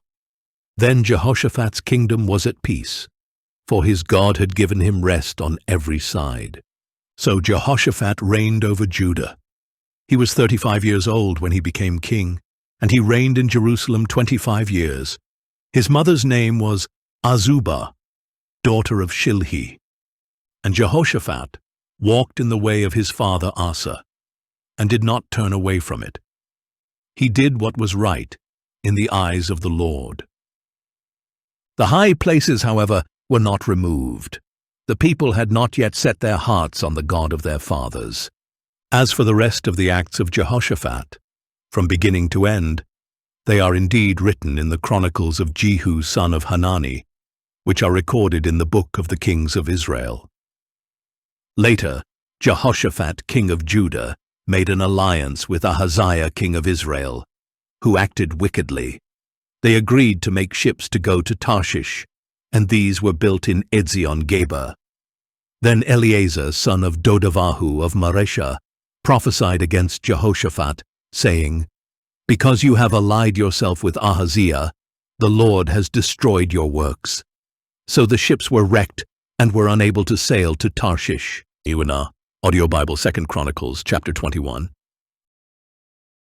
And Jehoshaphat rested with his fathers and was buried with them in the city of David, and his son Jehoram reigned in his place. Jehoram's brothers, the sons of Jehoshaphat, were Azariah, Jehiel, Zechariah, Azariah, Michael, and Shephatiah. These were all sons of Jehoshaphat, king of Israel. Their father had given them many gifts of silver and gold and precious things, as well as the fortified cities in Judah. But he gave the kingdom to Jehoram, because he was the firstborn. When Jehoram had established himself over his father's kingdom, he strengthened himself by putting to the sword all his brothers along with some of the princes of Israel. Jehoram was 32 years old when he became king, and he reigned in Jerusalem 8 years. And Jehoram walked in the ways of the kings of Israel, just as the house of Ahab had done, for he married a daughter of Ahab, and did evil in the sight of the Lord. Yet the Lord was unwilling to destroy the house of David, because of the covenant he had made with David, and since he had promised to maintain a lamp for David and his descendants forever. In the days of Jehoram, Edom rebelled against the hand of Judah and appointed their own king. So Jehoram crossed into Edom with his officers and all his chariots. When the Edomites surrounded him and his chariot commanders, he rose up and attacked by night. So to this day, Edom has been in rebellion against the hand of Judah. Likewise, Libnah rebelled against his hand at the same time, because Jehoram had forsaken the Lord. the God of his fathers. Jehoram had also built high places on the hills of Judah. He had caused the people of Jerusalem to prostitute themselves and had led Judah astray. Then a letter came to Jehoram from Elijah the prophet, which stated, "This is what the Lord, the God of your father David, says. You have not walked in the ways of your father Jehoshaphat or of Asa king of Judah, but you have walked in the ways of the kings of Israel, and have caused Judah and the people of Jerusalem to prostitute themselves, just as the house of Ahab prostituted itself. You have also killed your brothers, your father's family, who were better than you. So behold, the Lord is about to strike your people, your sons, your wives, and all your possessions with a serious blow. And day after day you yourself will suffer from a severe illness, a disease of your bowels, until it causes your bowels to come out." Then the Lord stirred against Jehoram the spirit of the Philistines and Arabs who lived near the Cushites. So they went to war against Judah, invaded it, and carried off all the possessions found in the king's palace, along with his sons and wives. Not a son was left to him, except Jehoahaz, his youngest. After all this, the Lord afflicted Jehoram with an incurable disease of the bowels. This continued day after day until 2 full years had passed. Finally, his intestines came out because of his disease, and he died in severe pain. And his people did not make a fire in his honor, as they had done for his fathers.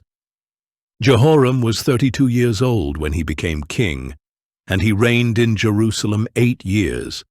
He died, to no one's regret, and was buried in the city of David, but not in the tombs of the kings. Audio Bible, 2 Chronicles, chapter 22. Then the people of Jerusalem made Ahaziah, the youngest son of Jehoram, king in his place, since the raiders who had come into the camp with the Arabs had killed all the older sons. So Ahaziah, son of Jehoram, became king of Judah. Ahaziah was 22 years old when he became king, and he reigned in Jerusalem 1 year. His mother's name was Athaliah, the granddaughter of Omri. Ahaziah also walked in the ways of the house of Ahab, for his mother was his counselor in wickedness. And he did evil in the sight of the Lord, as the house of Ahab had done, for to his destruction they were his counselors after the death of his father.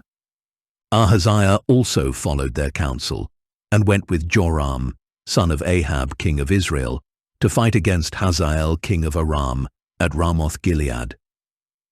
But the Arameans wounded Joram, so he returned to Jezreel to recover from the wounds they had inflicted on him at Ramah, when he fought against Hazael, king of Aram. Then Ahaziah, son of Jehoram, king of Judah, went down to Jezreel to visit Joram, son of Ahab, because Joram had been wounded. Ahaziah's downfall came from God when he went to visit Joram. When Ahaziah arrived, he went out with Joram to meet Jehu, son of Nimshi, whom the Lord had anointed to destroy the house of Ahab. So while Jehu was executing judgment on the house of Ahab, he found the rulers of Judah and the sons of Ahaziah's brothers who were serving Ahaziah, and he killed them. Then Jehu looked for Ahaziah, and Jehu's soldiers captured him while he was hiding in Samaria. So Ahaziah was brought to Jehu and put to death. They buried him, for they said, "He is the grandson of Jehoshaphat, who sought the Lord with all his heart." So no one was left from the house of Ahaziah with the strength to rule the kingdom. When Athaliah, the mother of Ahaziah, saw that her son was dead, she proceeded to annihilate all the royal heirs of the house of Judah. But Jehoshabeath, daughter of King Jehoram, took Joash, son of Ahaziah, and stole him away from among the sons of the king who were being murdered, and she put him and his nurse in a bedroom. Because Jehoshabeath, the daughter of King Jehoram, and the wife of Jehoiada the priest, was Ahaziah's sister, she hid Joash from Athaliah so that she could not kill him. and Joash remained hidden with them in the house of God for 6 years, while Athaliah ruled the land. Audio Bible, 2 Chronicles, chapter 23. Then, in the 7th year, Jehoiada strengthened himself and made a covenant with the commanders of hundreds, with Azariah son of Jeroham, Ishmael son of Jehohanan, Azariah son of Obed, Maaseiah son of Adaiah, and Elishaphat son of Zichri. So they went throughout Judah and gathered the Levites from all the cities of Judah and the heads of the families of Israel. And when they came to Jerusalem, the whole assembly made a covenant with the king in the house of God. "Behold, the king's son," said Jehoiada.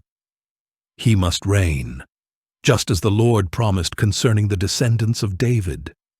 This is what you are to do. 1/3 of you priests and Levites who come on duty on the Sabbath shall keep watch at the doors.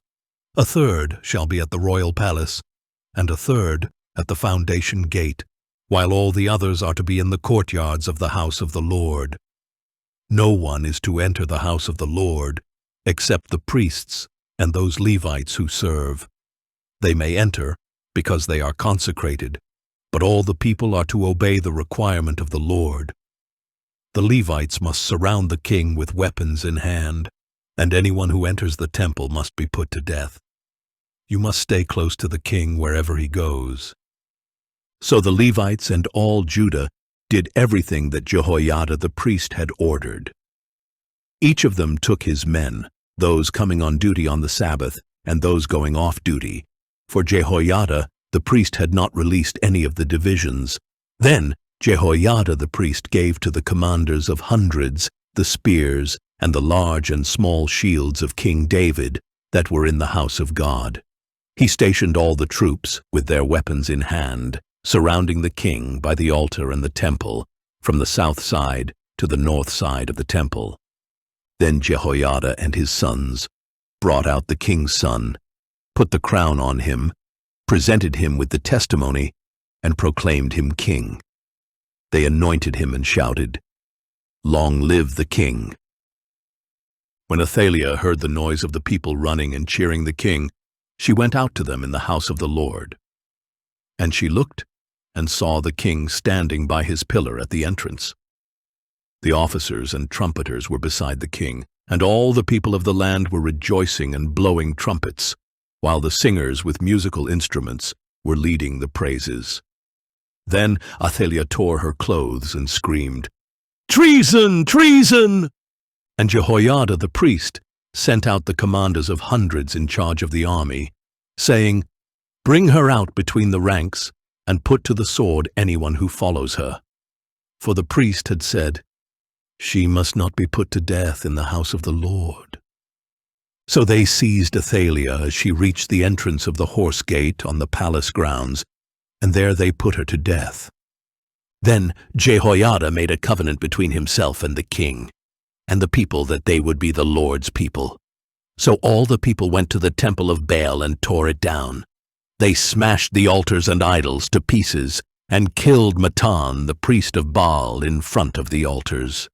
Moreover, Jehoiada put the oversight of the house of the Lord into the hands of the Levitical priests, whom David had appointed over the house of the Lord, to offer burnt offerings to the Lord as written in the law of Moses, with rejoicing and song, as ordained by David. He stationed gatekeepers at the gates of the house of the Lord, so that no one who was in any way unclean could enter. And he took with him the commanders of hundreds, the nobles, the rulers of the people, and all the people of the land, and they brought the king down from the house of the Lord, and entered the royal palace through the upper gate. They seated King Joash on the royal throne, and all the people of the land rejoiced, and the city was quiet, because Athaliah had been put to the sword. Audio Bible, 2 Chronicles, chapter 24. Joash was 7 years old when he became king, and he reigned in Jerusalem 40 years. His mother's name was Zibiah. She was from Beersheba. And Joash did what was right in the eyes of the Lord all the days of Jehoiada the priest. Jehoiada took for him 2 wives, and he had sons and daughters. Sometime later, Joash set his heart on repairing the house of the Lord. So he gathered the priests and Levites and said, "Go out to the cities of Judah and collect the money due annually from all Israel to repair the house of your God. Do it quickly." The Levites, however, did not make haste. So the king called Jehoiada the high priest and said, "Why have you not required the Levites to bring from Judah and Jerusalem the tax imposed by Moses, the servant of the Lord, and by the assembly of Israel for the tent of the testimony?" For the sons of that wicked woman, Athaliah, had broken into the house of God, and had even used the sacred objects of the house of the Lord for the Baals. At the king's command, a chest was made and placed outside, at the gate of the house of the Lord. And a proclamation was issued in Judah and Jerusalem, that they were to bring to the Lord the tax imposed by Moses, the servant of God, on Israel in the wilderness. All the officers and all the people rejoiced and brought their contributions, and they dropped them in the chest until it was full. Whenever the chest was brought by the Levites to the king's overseers, and they saw that there was a large amount of money, the royal scribe and the officer of the high priest would come and empty the chest and carry it back to its place. They did this daily and gathered the money in abundance. Then the king and Jehoiada would give the money to those who supervised the labor on the house of the Lord to hire stonecutters and carpenters to restore the house of the Lord, as well as workers in iron and bronze to repair the house of the Lord. So the workmen labored, and in their hands the repair work progressed. They restored the house of God according to its specifications, and they reinforced it.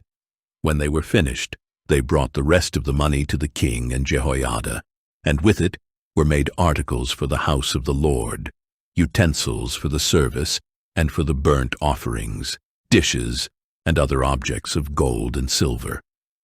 Throughout the days of Jehoiada, burnt offerings were presented regularly in the house of the Lord. When Jehoiada was old and full of years, he died at the age of 130. And Jehoiada was buried with the kings in the city of David, because he had done what was good in Israel for God and his temple. After the death of Jehoiada, however, the officials of Judah came and paid homage to the king, and he listened to them. They abandoned the house of the Lord, the God of their fathers, and served the Asherah poles and idols. So wrath came upon Judah and Jerusalem for this guilt of theirs. Nevertheless, the Lord sent prophets to bring the people back to him and to testify against them, but they would not listen. Then the Spirit of God came upon Zechariah, son of Jehoiada the priest, who stood up before the people and said to them, "This is what God says. Why do you transgress the commandments of the Lord, so that you cannot prosper? Because you have forsaken the Lord, he has forsaken you." But they conspired against Zechariah, and by order of the king, they stoned him in the courtyard of the house of the Lord. Thus King Joash failed to remember the kindness that Zechariah's father Jehoiada had extended to him. Instead, Joash killed Jehoiada's son.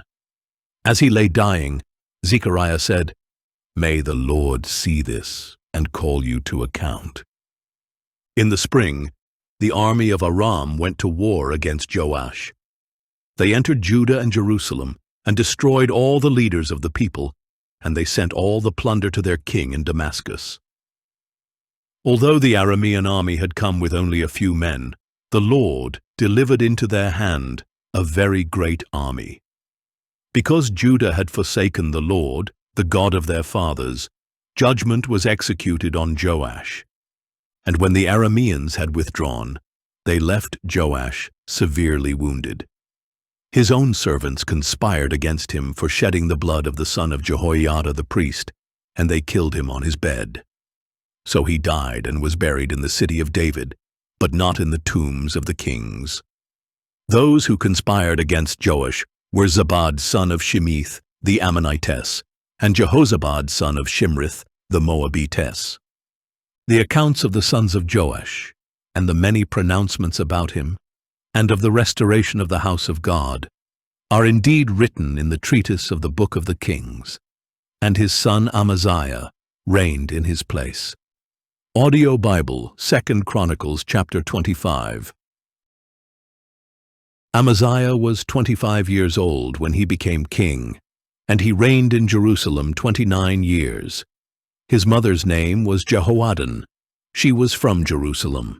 And he did what was right in the eyes of the Lord, but not wholeheartedly. As soon as the kingdom was firmly in his grasp, Amaziah executed the servants who had murdered his father the king. Yet he did not put their sons to death, but acted according to what is written in the law, in the book of Moses, where the Lord commanded, "Fathers must not be put to death for their children, and children must not be put to death for their fathers. Each is to die for his own sin." Then Amaziah gathered the people of Judah and assigned them according to their families to commanders of thousands and of hundreds. And he numbered those 20 years of age or older throughout Judah and Benjamin, and found 300,000 chosen men able to serve in the army, bearing the spear and shield.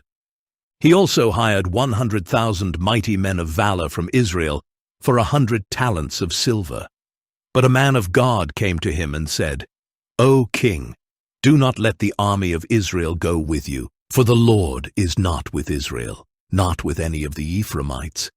Even if you go and fight bravely in battle, God will overthrow you before the enemy, for God has power to help and power to overthrow." Amaziah asked the man of God, "What should I do about the 100 talents I have given to the troops of Israel?" And the man of God replied, "The Lord is able to give you much more than this." So Amaziah dismissed the troops who had come to him from Ephraim and sent them home. And they were furious with Judah and returned home in great anger. Amaziah, however, summoned his strength and led his troops to the valley of Salt, where he struck down 10,000 men of Seir, and the army of Judah also captured 10,000 men alive. They took them to the top of a cliff and threw them down so that all were dashed to pieces. Meanwhile, the troops that Amaziah had dismissed from battle raided the cities of Judah, from Samaria to Beth-horon. They struck down 3,000 people and carried off a great deal of plunder. When Amaziah returned from the slaughter of the Edomites, he brought back the gods of the Serites, set them up as his own gods, bowed before them, and burned sacrifices to them. Therefore the anger of the Lord burned against Amaziah, and he sent him a prophet, who said, "Why have you sought this people's gods, which could not deliver them from your hand?" While he was still speaking, the king asked, "Have we made you the counselor to the king? Stop. Why be struck down?" So the prophet stopped, but he said, "I know that God has determined to destroy you, because you have done this, and have not heeded my advice." Then Amaziah, king of Judah, took counsel, and sent word to the king of Israel, Jehoash, son of Jehoahaz, the son of Jehu. "Come, let us meet face to face," he said. But Jehoash, king of Israel, replied to Amaziah, king of Judah, "A thistle in Lebanon sent a message to a cedar in Lebanon, saying, 'Give your daughter to my son in marriage.' Then a wild beast in Lebanon came along and trampled the thistle. You have said, 'Look, I have defeated Edom,' and your heart has become proud and boastful. Now stay at home. Why should you stir up trouble so that you fall, you and Judah with you?" But Amaziah would not listen, for this had come from God in order to deliver them into the hand of Jehoash, because they had sought the gods of Edom. So Jehoash, king of Israel, advanced, and he and Amaziah, king of Judah, faced each other at Beth-shemesh in Judah. And Judah was routed before Israel, and every man fled to his own home. There at Beth-shemesh, Jehoash, king of Israel, captured Amaziah, king of Judah, the son of Joash, the son of Jehoahaz. Then Jehoash brought him to Jerusalem, and broke down the wall of Jerusalem from the Ephraim gate to the corner gate, a section of 400 cubits. He took all the gold and silver and all the articles found in the house of God with Obed-Edom, and in the treasuries of the royal palace, as well as some hostages. Then he returned to Samaria. Amaziah, son of Joash, king of Judah, lived for 15 years after the death of Jehoash, son of Jehoahaz, king of Israel. As for the rest of the acts of Amaziah, from beginning to end, are they not written in the book of the kings of Judah and Israel?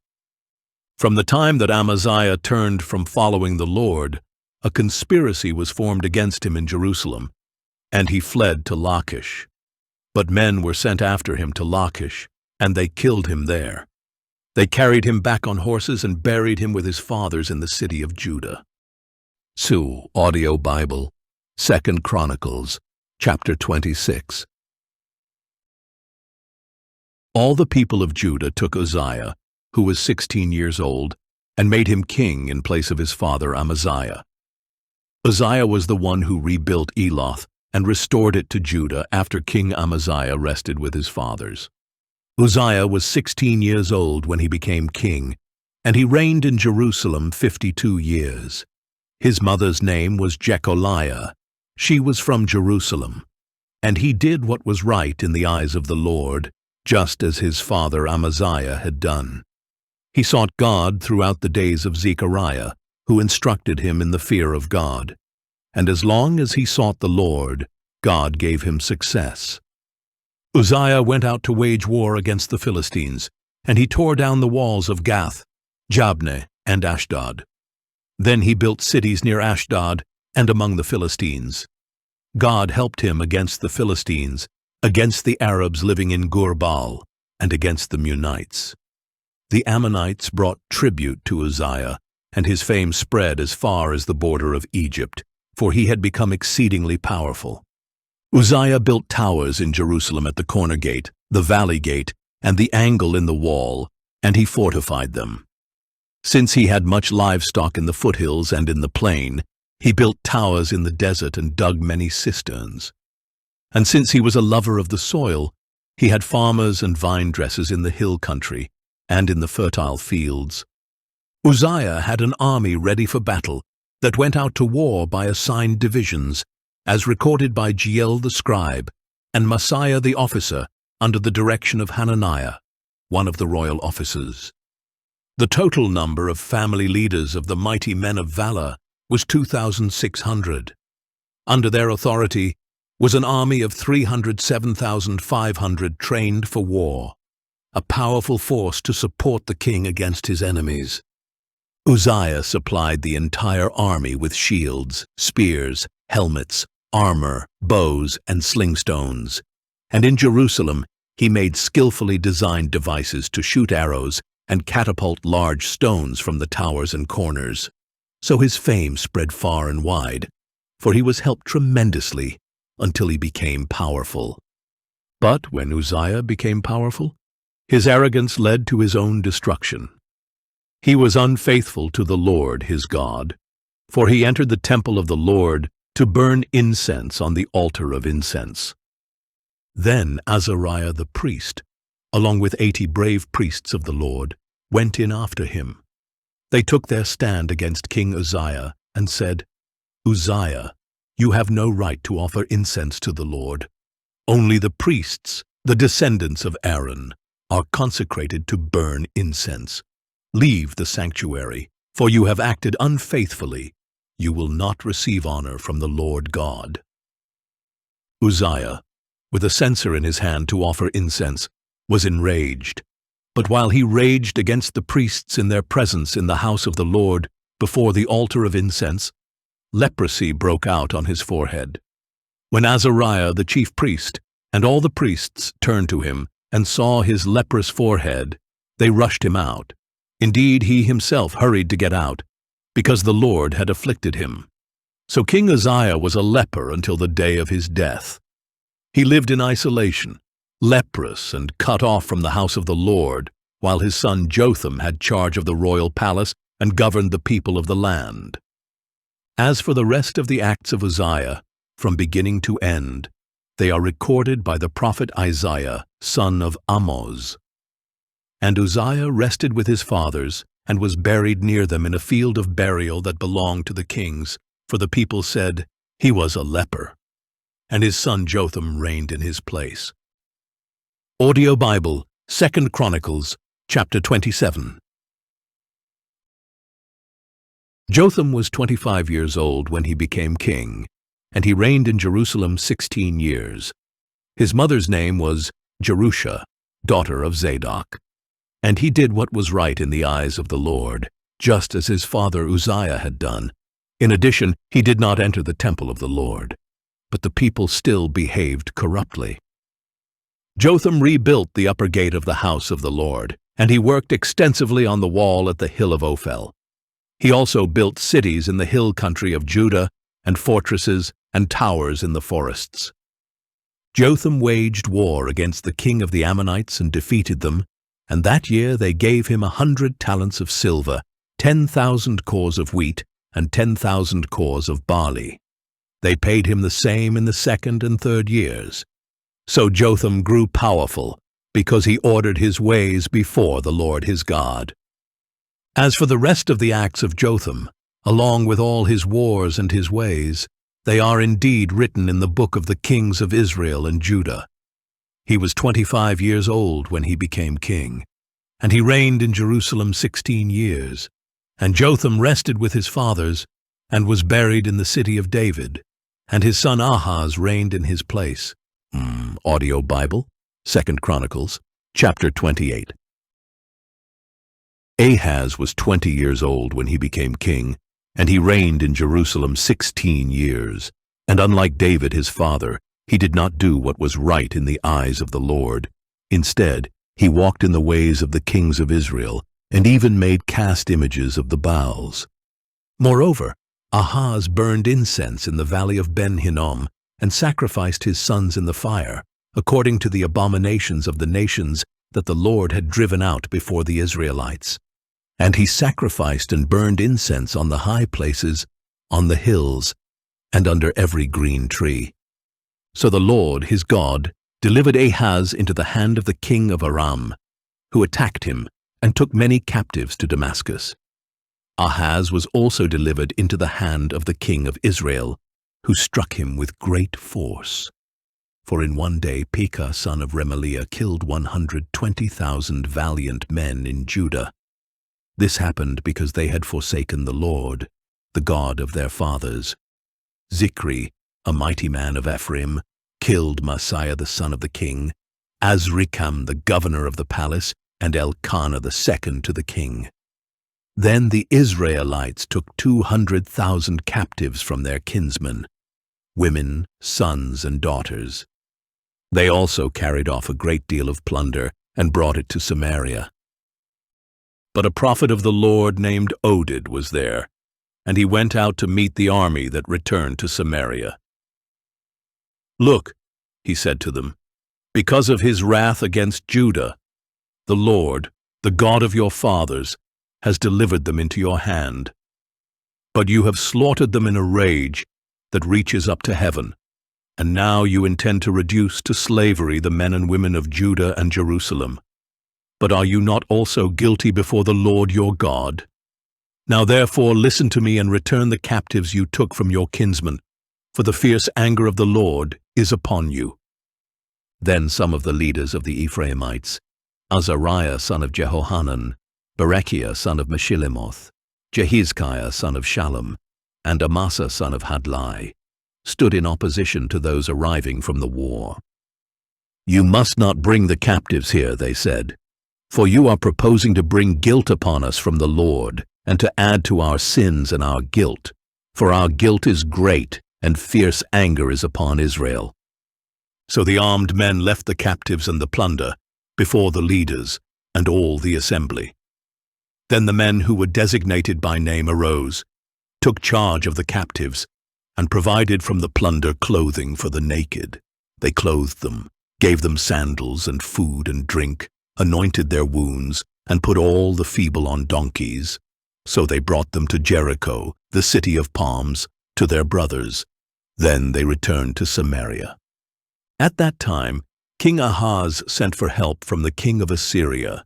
The Edomites had again come and attacked Judah and carried away captives. The Philistines had also raided the cities of the foothills, and the Negev of Judah, capturing and occupying Beth-Shemesh, Aijalon, and Gederoth, as well as Soko, Timnah, and Gimzo with their villages. For the Lord humbled Judah, because Ahaz, king of Israel, had thrown off restraint in Judah, and had been most unfaithful to the Lord. Then Tiglath-Pileser, king of Assyria, came to Ahaz, but afflicted him rather than strengthening him. Although Ahaz had taken a portion from the house of the Lord, from the royal palace, and from the princes, and had presented it to the king of Assyria, it did not help him. In the time of his distress, King Ahaz became even more unfaithful to the Lord. He sacrificed to the gods of Damascus, who had defeated him, and he said, "Because the gods of the kings of Aram have helped them, I will sacrifice to them that they may help me." But these gods were the downfall of Ahaz and of all Israel. Then Ahaz gathered up the articles of the house of God, cut them into pieces, shut the doors of the house of the Lord, and set up altars of his own on every street corner in Jerusalem. In every city of Judah he built high places to offer incense to other gods, and so he provoked the Lord, the God of his fathers. As for the rest of the acts of Ahaz and all his ways, from beginning to end, they are indeed written in the book of the kings of Judah and Israel. And Ahaz rested with his fathers and was buried in the city of Jerusalem. But he was not placed in the tombs of the kings of Israel, and his son Hezekiah reigned in his place. Audio Bible, 2 Chronicles, chapter 29. Hezekiah was 25 years old when he became king, and he reigned in Jerusalem 29 years. His mother's name was Abijah, the daughter of Zechariah. And he did what was right in the eyes of the Lord, just as his father David had done. In the first month of the first year of his reign, Hezekiah opened and repaired the doors of the house of the Lord. Then he brought in the priests and Levites, and gathered them in the square on the east side. "Listen to me, O Levites," he said. "Consecrate yourselves now, and consecrate the house of the Lord, the God of your fathers. Remove from the holy place every impurity. For our fathers were unfaithful and did evil in the sight of the Lord our God. They abandoned him, turned their faces away from the dwelling place of the Lord, and turned their backs on him. They also shut the doors of the portico and extinguished the lamps. They did not burn incense or present burnt offerings in the holy place of the God of Israel. Therefore, the wrath of the Lord has fallen upon Judah and Jerusalem, and he has made them an object of terror, horror, and scorn, as you can see with your own eyes. For behold, this is why our fathers have fallen by the sword, and our sons and daughters and wives are in captivity. Now it is in my heart to make a covenant with the Lord, the God of Israel, so that his fierce anger will turn away from us. Now, my sons, do not be negligent, for the Lord has chosen you to stand before him, to serve him, to minister before him, and to burn incense." Then the Levites set to work, Mahath son of Amasai, and Joel son of Azariah from the Kohathites, Kish son of Abdi, and Azariah son of Jehalalel from the Merarites, Joah son of Zimmah, and Eden son of Joah from the Gershonites, Shimri and Jewel from the Elizaphanites, Zechariah and Mattaniah from the Asaphites, Jehiel and Shimei from the Hemanites, and Shemaiah and Uzziel from the Jeduthunites. When they had assembled their brothers and consecrated themselves, they went in to cleanse the house of the Lord, according to the command of the king, by the words of the Lord. So the priests went inside the house of the Lord to cleanse it, and they brought out to the courtyard all the unclean things that they found in the temple of the Lord. Then the Levites took these things and carried them out to the Kidron Valley. They began the consecration on the first day of the first month, and on the 8th day of the month they reached the portico of the Lord. For 8 more days They consecrated the house of the Lord itself, finishing on the 16th day of the first month. Then they went in to King Hezekiah and reported, "We have cleansed the entire house of the Lord, the altar of burnt offering with all its utensils, and the table of the showbread with all its utensils. Moreover, we have prepared and consecrated all the articles that King Ahaz in his unfaithfulness cast aside during his reign. They are now in front of the altar of the Lord." Early the next morning, King Hezekiah gathered the city officials and went up to the house of the Lord. They brought 7 bulls, 7 rams, 7 lambs, and 7 male goats as a sin offering for the kingdom, for the sanctuary, and for Judah. And the king commanded the priests, the descendants of Aaron, to offer them on the altar of the Lord. So they slaughtered the bulls, and the priests took the blood and splattered it on the altar. They slaughtered the rams and splattered the blood on the altar, and they slaughtered the lambs and splattered the blood on the altar. Then they brought the goats for the sin offering before the king and the assembly, who laid their hands on them. And the priests slaughtered the goats and put their blood on the altar for a sin offering, to make atonement for all Israel, because the king had ordered the burnt offering and the sin offering for all Israel. Hezekiah stationed the Levites in the house of the Lord, with cymbals, harps, and lyres, according to the command of David, of Gad the king's seer, and of Nathan the prophet. For the command had come from the Lord through his prophets. The Levites stood with the instruments of David, and the priests with the trumpets. And Hezekiah ordered that the burnt offering be sacrificed on the altar.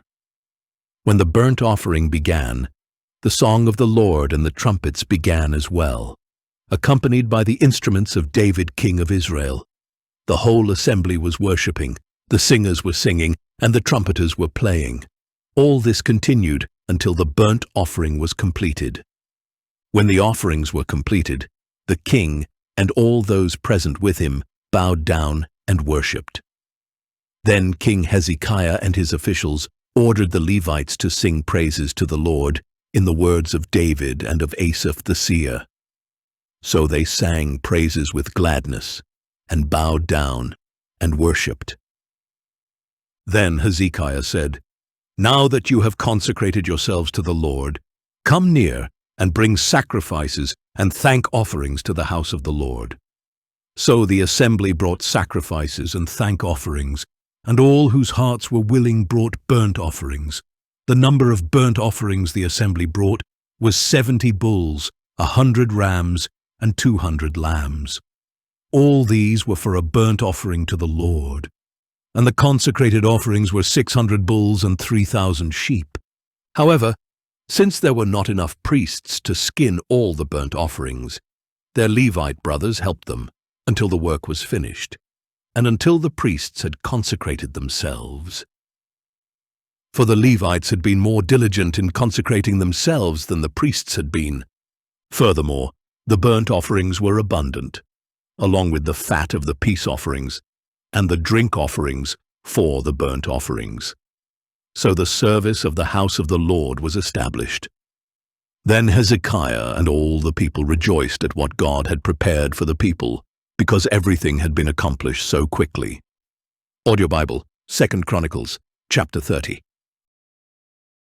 Then Hezekiah sent word throughout all Israel and Judah, and he also wrote letters to Ephraim and Manasseh, inviting them to come to the house of the Lord in Jerusalem, to keep the Passover of the Lord, the God of Israel. For the king and his officials and the whole assembly in Jerusalem had decided to keep the Passover in the 2nd month, since they had been unable to keep it at the regular time, because not enough priests had consecrated themselves, and the people had not been gathered in Jerusalem. This plan pleased the king and the whole assembly. So they established a decree to circulate a proclamation throughout Israel, from Beersheba to Dan, that the people should come to keep the Passover of the Lord, the God of Israel, in Jerusalem, for they had not observed it in great numbers as prescribed. At the command of the king, the couriers went throughout Israel and Judah with letters from the king and his officials, which read, "Children of Israel, Return to the Lord, the God of Abraham, Isaac, and Israel, so that he may return to those of you who remain, who have escaped the grasp of the kings of Assyria. Do not be like your fathers and brothers, who were unfaithful to the Lord, the God of their fathers, so that he made them an object of horror, as you can see. Now do not stiffen your necks as your fathers did. Submit to the Lord and come to his sanctuary, which he has consecrated forever. Serve the Lord your God, so that his fierce anger will turn away from you. For if you return to the Lord, your brothers and sons will receive mercy in the presence of their captors and will return to this land. For the Lord your God is gracious and merciful. He will not turn his face away from you if you return to him. And the couriers traveled from city to city through the land of Ephraim and Manasseh as far as Zebulun, but the people scorned and mocked them. Nevertheless, some from Asher, Manasseh, and Zebulun humbled themselves and came to Jerusalem. Moreover, the power of God was on the people in Judah to give them one heart to obey the command of the king and his officials, according to the word of the Lord. In the 2nd month, a very great assembly gathered in Jerusalem to celebrate the feast of unleavened bread. They proceeded to remove the altars in Jerusalem and to take away the incense altars and throw them into the Kidron Valley. And on the 14th day of the 2nd month, they slaughtered the Passover lamb. The priests and Levites were ashamed, and they consecrated themselves and brought burnt offerings to the house of the Lord. They stood at their prescribed posts, according to the law of Moses, the man of God. The priests splattered the blood, which they received from the hand of the Levites. Since there were many in the assembly who had not consecrated themselves, the Levites were in charge of slaughtering the Passover lambs for every unclean person to consecrate the lambs to the Lord. A large number of the people, many from Ephraim, Manasseh, Issachar, and Zebulun, had not purified themselves, yet they ate the Passover, contrary to what was written. But Hezekiah interceded for them, saying, "May the Lord, who is good, provide atonement for everyone who sets his heart on seeking God, the Lord, the God of his fathers, even if he is not cleansed according to the purification rules of the sanctuary." And the Lord heard Hezekiah and healed the people. The Israelites, who were present in Jerusalem, celebrated the feast of unleavened bread for 7 days with great joy, and the Levites and priests praised the Lord day after day, accompanied by loud instruments of praise to the Lord. And Hezekiah encouraged all the Levites who performed skillfully before the Lord. For 7 days they ate their assigned portion, sacrificing peace offerings and giving thanks to the Lord, the God of their fathers. The whole assembly agreed to observe 7 more days, so they observed 7 days with joy. For Hezekiah, king of Judah, contributed 1,000 bulls and 7,000 sheep for the assembly, and the officials contributed 1,000 bulls and 10,000 sheep for the assembly, and a great number of priests consecrated themselves. Then the whole assembly of Judah rejoiced along with the priests and Levites, and the whole assembly that had come from Israel, including the foreigners who had come from Israel and those who lived in Judah. So there was great rejoicing in Jerusalem, for nothing like this had happened there since the days of Solomon, son of David, king of Israel. Then the priests and the Levites stood to bless the people, and God heard their voice, and their prayer came into his holy dwelling place in heaven. Audio Bible, 2 Chronicles, chapter 31. When all this had ended, the Israelites in attendance went out to the cities of Judah and broke up the sacred pillars, chopped down the Asherah poles, and tore down the high places and altars throughout Judah and Benjamin, as well as in Ephraim and Manasseh, until they had utterly destroyed them all. Then all the Israelites returned to their cities, each to his own property.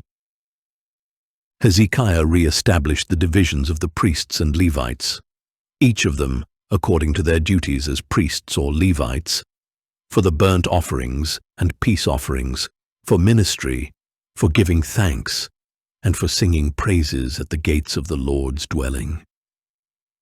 The king contributed from his own possessions for the regular morning and evening burnt offerings, and for the burnt offerings on the Sabbaths, new moons, and appointed feasts, as written in the law of the Lord. Moreover, he commanded the people living in Jerusalem to make a contribution for the priests and Levites, so that they could devote themselves to the law of the Lord.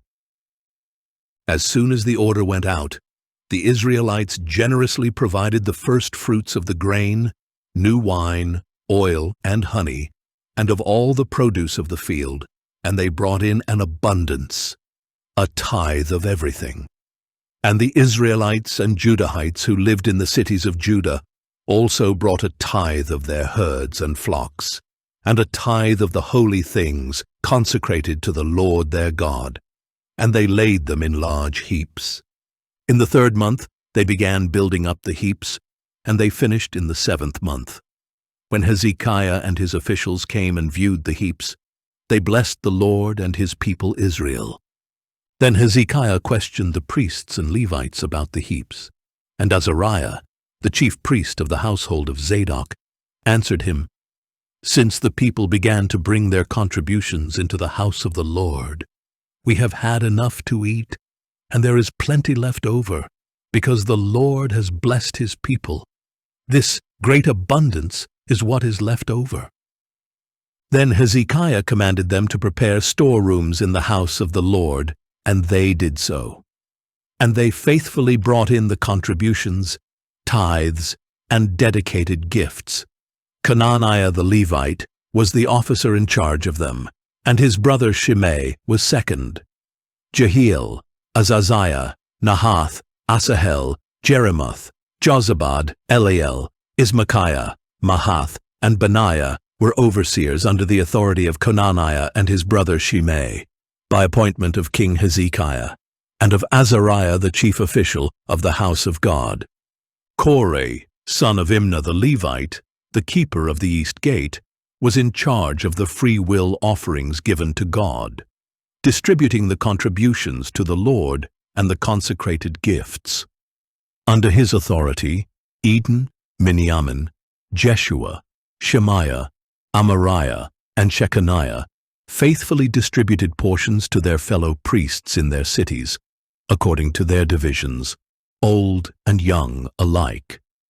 In addition, they distributed portions to the males registered by genealogy, who were 3 years of age or older, to all who would enter the house of the Lord for their daily duties for service in the responsibilities of their divisions, and to the priests enrolled according to their families in the genealogy, as well as to the Levites 20 years of age or older, according to their responsibilities and divisions. The genealogy included all the little ones, wives, sons, and daughters of the whole assembly, for they had faithfully consecrated themselves as holy. As for the priests, the descendants of Aaron, who lived on the farmlands around each of their cities or in any other city, men were designated by name to distribute a portion to every male among the priests, and to every Levite listed by the genealogies. So this is what Hezekiah did throughout Judah. He did what was good and upright and true before the Lord his God. He acted with all his heart in every work that he began in the service of the house of God and in the law and the commandments in order to seek his God, and so he prospered. Audio Bible, 2 Chronicles, chapter 32. After all these acts of faithfulness, Sennacherib king of Assyria came and invaded Judah. He laid siege to the fortified cities, intending to conquer them for himself. When Hezekiah saw that Sennacherib had come to make war against Jerusalem, he consulted with his leaders and mighty men about stopping up the waters of the springs outside the city, and they helped him carry it out. Many people assembled and stopped up all the springs and the stream that flowed through the land. "Why should the kings of Assyria come and find plenty of water?" they said. Then Hezekiah worked resolutely to rebuild all the broken sections of the wall and to raise up towers on it. He also built an outer wall and reinforced the supporting terraces of the city of David, and he produced an abundance of weapons and shields. Hezekiah appointed military commanders over the people and gathered the people in the square of the city gate. Then he encouraged them, saying, "Be strong and courageous. Do not be afraid or discouraged before the king of Assyria and the vast army with him, for there is a greater one with us than with him. With him is only the arm of flesh, but with us is the Lord our God to help us and to fight our battles." So the people were strengthened by the words of Hezekiah king of Judah. Later, as Sennacherib king of Assyria and all his forces besieged Lachish, he sent his servants to Jerusalem with a message for King Hezekiah of Judah and all the people of Judah who were in Jerusalem. "This is what Sennacherib king of Assyria says. What is the basis of your confidence that you remain in Jerusalem under siege? Is not Hezekiah misleading you to give you over to death by famine and thirst when he says, 'The Lord our God will deliver us from the hand of the king of Assyria'? Did not Hezekiah himself remove his high places and his altars, and say to Judah and Jerusalem, 'You must worship before one altar, and on it you shall burn sacrifices'? Do you not know what I and my fathers have done to all the peoples of the lands? Have the gods of these nations ever been able to deliver their land from my hand? Who among all the gods of these nations that my fathers devoted to destruction has been able to deliver his people from my hand? How then can your God deliver you from my hand? So now, do not let Hezekiah deceive you, and do not let him mislead you like this. Do not believe him, for no god of any nation or kingdom has been able to deliver his people from my hand or from the hand of my fathers. How much less will your God deliver you from my hand?" And the servants of Sennacherib spoke further against the Lord God and against his servant Hezekiah. He also wrote letters mocking the Lord, the God of Israel, and saying against him, "Just as the gods of the nations did not deliver their people from my hand, so the God of Hezekiah will not deliver his people from my hand." Then the Assyrians called out loudly in Hebrew to the people of Jerusalem who were on the wall, to frighten and terrify them in order to capture the city. They spoke against the God of Jerusalem as they had spoken against the gods of the peoples of the earth, the work of human hands. In response, King Hezekiah and the prophet Isaiah son of Amoz cried out to heaven in prayer, and the Lord sent an angel who annihilated every mighty man of valor and every leader and commander in the camp of the king of Assyria. So he withdrew to his own land in disgrace. And when he entered the temple of his God, some of his own sons struck him down with the sword. So the Lord saved Hezekiah and the people of Jerusalem from the hands of King Sennacherib of Assyria and all others, and he gave them rest on every side. Many brought offerings to Jerusalem for the Lord and valuable gifts for Hezekiah king of Judah, and from then on he was exalted in the eyes of all nations. In those days Hezekiah became mortally ill, so he prayed to the Lord, who spoke to him and gave him a sign.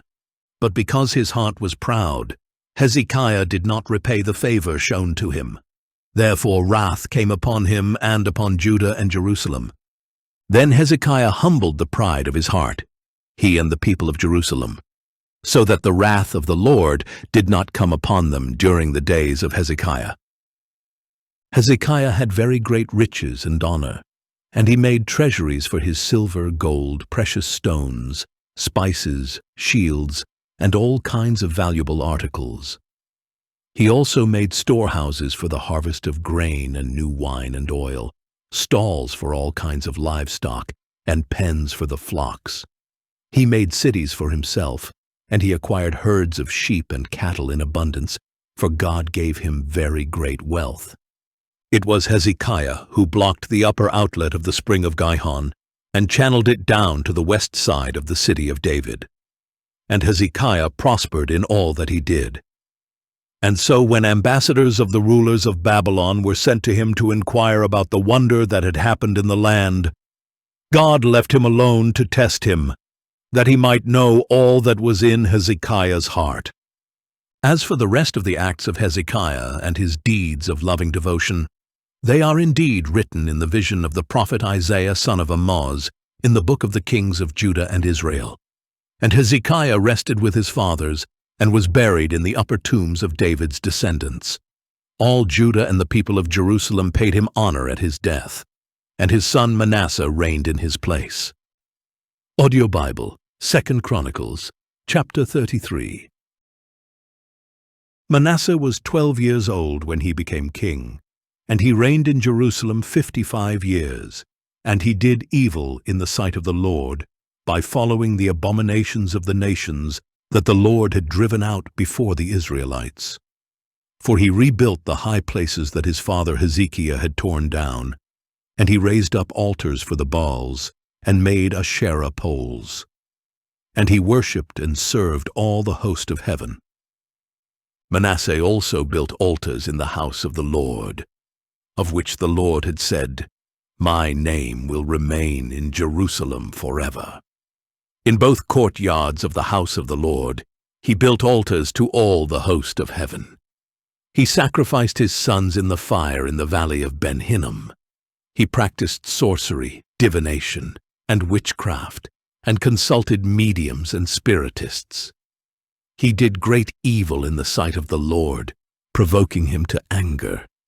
Manasseh even took the carved image he had made and set it up in the house of God, of which God had said to David and his son Solomon, "In this temple and in Jerusalem, which I have chosen out of all the tribes of Israel, I will establish my name forever.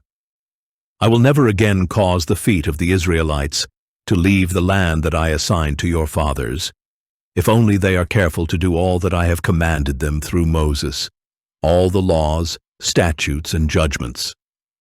So Manasseh led the people of Judah and Jerusalem astray, so that they did greater evil than the nations that the Lord had destroyed before the Israelites. And the Lord spoke to Manasseh and his people, but they did not listen. So the Lord brought against them the military commanders of the king of Assyria, who captured Manasseh, put a hook in his nose, bound him with bronze shackles, and took him to Babylon. And in his distress, Manasseh sought the favor of the Lord his God, and earnestly humbled himself before the God of his fathers. And when he prayed to him, the Lord received his plea and heard his petition. So he brought him back to Jerusalem and to his kingdom. Then Manasseh knew that the Lord is God. After this, Manasseh rebuilt the outer wall of the city of David from west of Gihon in the valley to the entrance of the fish gate, and he brought it around the hill of Ophel and heightened it considerably. He also stationed military commanders in all the fortified cities of Judah. He removed the foreign gods and the idol from the house of the Lord, along with all the altars he had built on the Temple Mount and in Jerusalem, and he dumped them outside the city. Then he restored the altar of the Lord, and sacrificed peace offerings and thank offerings on it, and he told Judah to serve the Lord, the God of Israel. Nevertheless, the people still sacrificed at the high places, but only to the Lord, their God. As for the rest of the acts of Manasseh, along with his prayer to his God and the words of the seers who spoke to him in the name of the Lord, the God of Israel, they are indeed written in the Chronicles of the kings of Israel. His prayer and how God received his plea, as well as all his sin and unfaithfulness, and the sites where he built high places and set up Asherah poles and idols before he humbled himself, they are indeed written in the records of the seers. And Manasseh rested with his fathers and was buried at his palace, and his son Amon reigned in his place. Amon was 22 years old when he became king, and he reigned in Jerusalem 2 years. And he did evil in the sight of the Lord, as his father Manasseh had done. Amon served and sacrificed to all the idols that his father Manasseh had made, but he did not humble himself before the Lord, as his father Manasseh had done. Instead, Amon increased his guilt. Then the servants of Amon conspired against him and killed him in his palace. But the people of the land killed all those who had conspired against King Amon, and they made his son Josiah king in his place. Audio Bible, 2 Chronicles, chapter 34. Josiah was 8 years old when he became king, and he reigned in Jerusalem 31 years. And he did what was right in the eyes of the Lord, and walked in the ways of his father David. He did not turn aside to the right or to the left. In the 8th year of his reign, while he was still young, Josiah began to seek the God of his father David. And in the 12th year, he began to cleanse Judah and Jerusalem of the high places, the Asherah poles, the carved idols, and the cast images.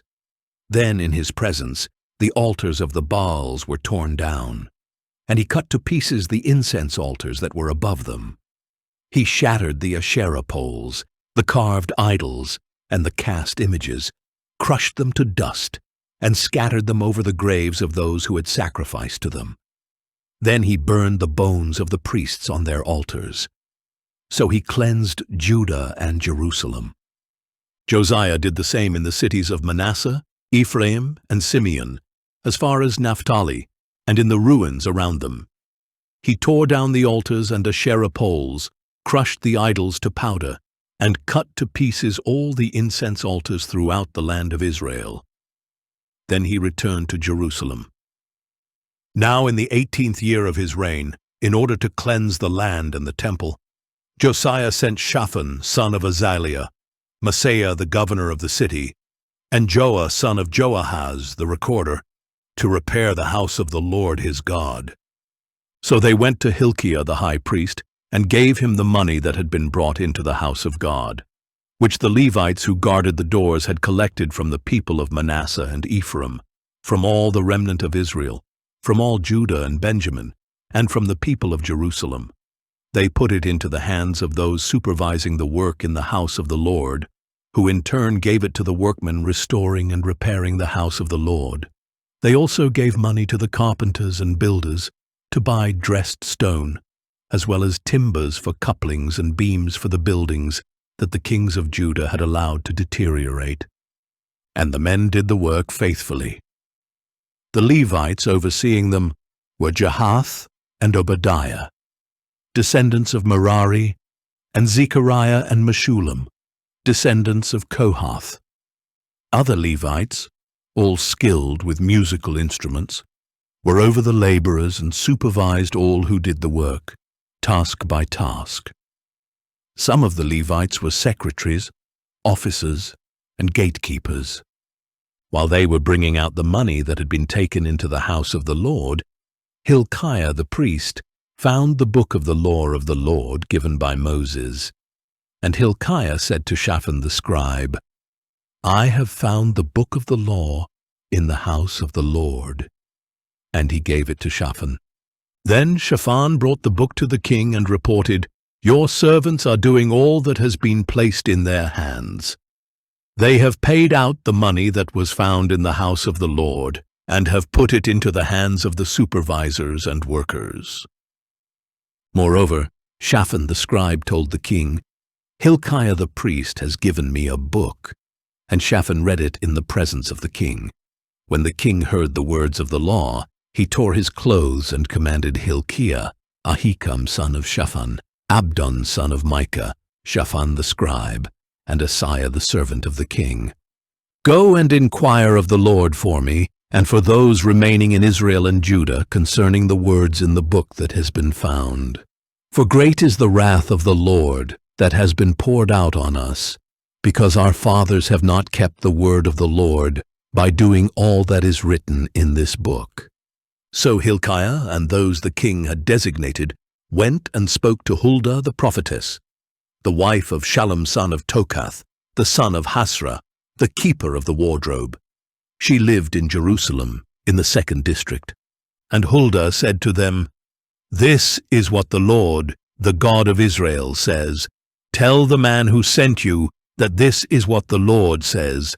I am about to bring calamity on this place and on its people, according to all the curses written in the book that has been read in the presence of the king of Judah, because they have forsaken me and burned incense to other gods, that they might provoke me to anger with all the works of their hands.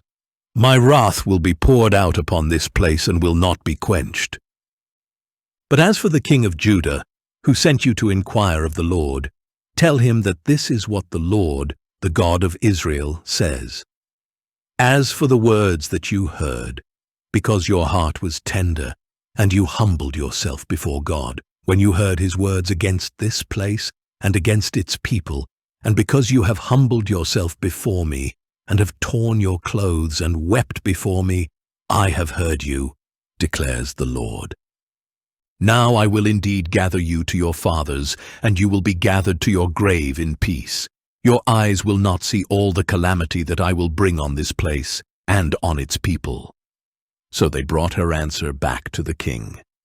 Then the king summoned all the elders of Judah and Jerusalem. And he went up to the house of the Lord with all the people of Judah and Jerusalem, as well as the priests and the Levites, all the people great and small.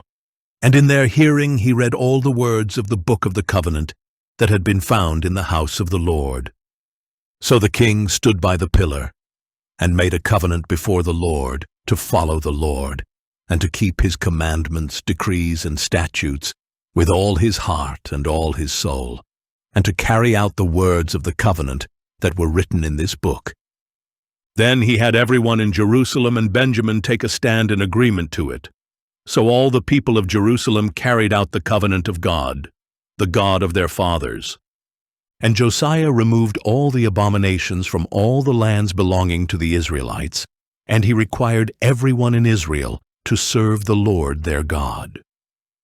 Throughout his reign, they did not turn aside from following the Lord, the God of their fathers. Audio Bible, 2 Chronicles, chapter 35. Then Josiah kept the Passover to the Lord in Jerusalem, and the Passover lamb was slaughtered on the 14th day of the first month. He appointed the priests to their duties, and encouraged them in the service of the house of the Lord. To the Levites who taught all Israel and were holy to the Lord, Josiah said, "Put the holy ark in the temple built by Solomon, son of David, king of Israel. It is not to be carried around on your shoulders. Now serve the Lord your God and his people Israel. Prepare yourselves by families in your divisions, according to the instructions written by David, king of Israel, and Solomon his son. Moreover, stand in the holy place by the divisions of the families of your kinsmen, the lay people, and by the divisions of the families of the Levites. Slaughter the Passover lambs, consecrate yourselves, and make preparations for your fellow countrymen to carry out the word of the Lord given by Moses." From his own flocks and herds, Josiah contributed 30,000 lambs and goats, plus 3,000 bulls for the Passover offerings for all the people who were present. His officials also contributed willingly to the people and priests and Levites. Hilkiah, Zechariah, and Jehiel, the chief officials of the house of God, gave the priests 2,600 Passover offerings and 300 bulls. Additionally, Conaniah and his brothers Shemaiah and Nethanel, as well as Hashabiah, Jael, and Jozabad, officers of the Levites, contributed to the Levites 5,000 Passover offerings and 500 bulls. So the service was prepared. The priests stood in their places, and the Levites in their divisions according to the king's command. And they slaughtered the Passover lambs, while the priests splattered the blood handed to them, and the Levites skinned the animals. They set aside the burnt offerings to be given to the divisions of the families of the people, to offer to the Lord, as it is written in the book of Moses. And they did the same with the bulls. They roasted the Passover animals on the fire according to the regulation, and they boiled the other holy offerings in pots, kettles, and bowls, and quickly brought them to all the people. Afterward, they made preparations for themselves and for the priests, since the priests, the descendants of Aaron, were offering up burnt offerings and fat until nightfall. So the Levites made preparations for themselves and for the priests, The descendants of Aaron, the singers, the descendants of Asaph, were at their stations according to the command of David, Asaph, Heman, and Jeduthun, the king's seer. And the gatekeepers at each gate did not need to leave their posts, because their fellow Levites made preparations for them. So on that day, the entire service of the Lord was carried out for celebrating the Passover and offering burnt offerings on the altar of the Lord, according to the command of King Josiah. The Israelites who were present also observed the Passover at that time, as well as the Feast of Unleavened Bread for 7 days. No such Passover had been observed in Israel since the days of Samuel the prophet. None of the kings of Israel ever observed a Passover like the one that Josiah observed with the priests, the Levites, all Judah, the Israelites who were present, and the people of Jerusalem. In the 18th year of Josiah's reign, this Passover was observed. After all this, when Josiah had set the temple in order, Necho, king of Egypt, marched up to fight at Carchemish by the Euphrates, and Josiah went out to confront him. But Necho sent messengers to him, saying, "What is the issue between you and me, O king of Judah? I have not come against you today, but I am fighting another dynasty, and God has told me to hurry. So stop opposing God who is with me, or he will destroy you." Josiah, however, did not turn away from him. Instead, in order to engage him in battle, he disguised himself. He did not listen to Necho's words from the mouth of God, but went to fight him on the plain of Megiddo.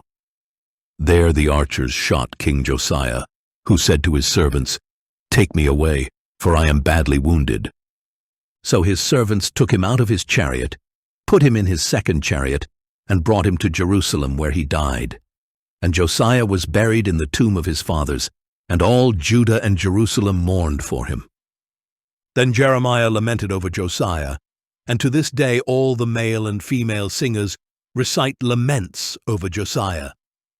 They established them as a statute for Israel, and indeed they are written in the book of laments. As for the rest of the acts of Josiah and his deeds of loving devotion, according to what is written in the law of the Lord, his acts from beginning to end, they are indeed written in the book of the kings of Israel and Judah.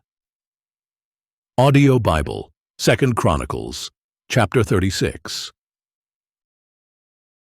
Then the people of the land took Jehoahaz son of Josiah, and made him king in Jerusalem, in place of his father. Jehoahaz was 23 years old when he became king, and he reigned in Jerusalem 3 months.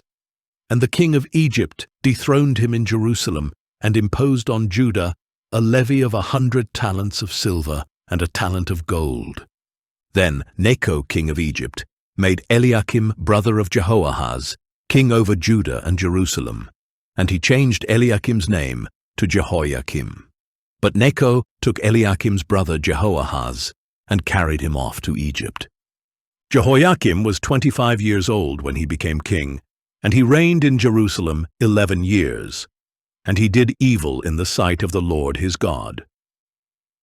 Then Nebuchadnezzar king of Babylon came up against Jehoiakim, and bound him with bronze shackles to take him to Babylon. Nebuchadnezzar also took to Babylon some of the articles from the house of the Lord, and he put them in his temple in Babylon.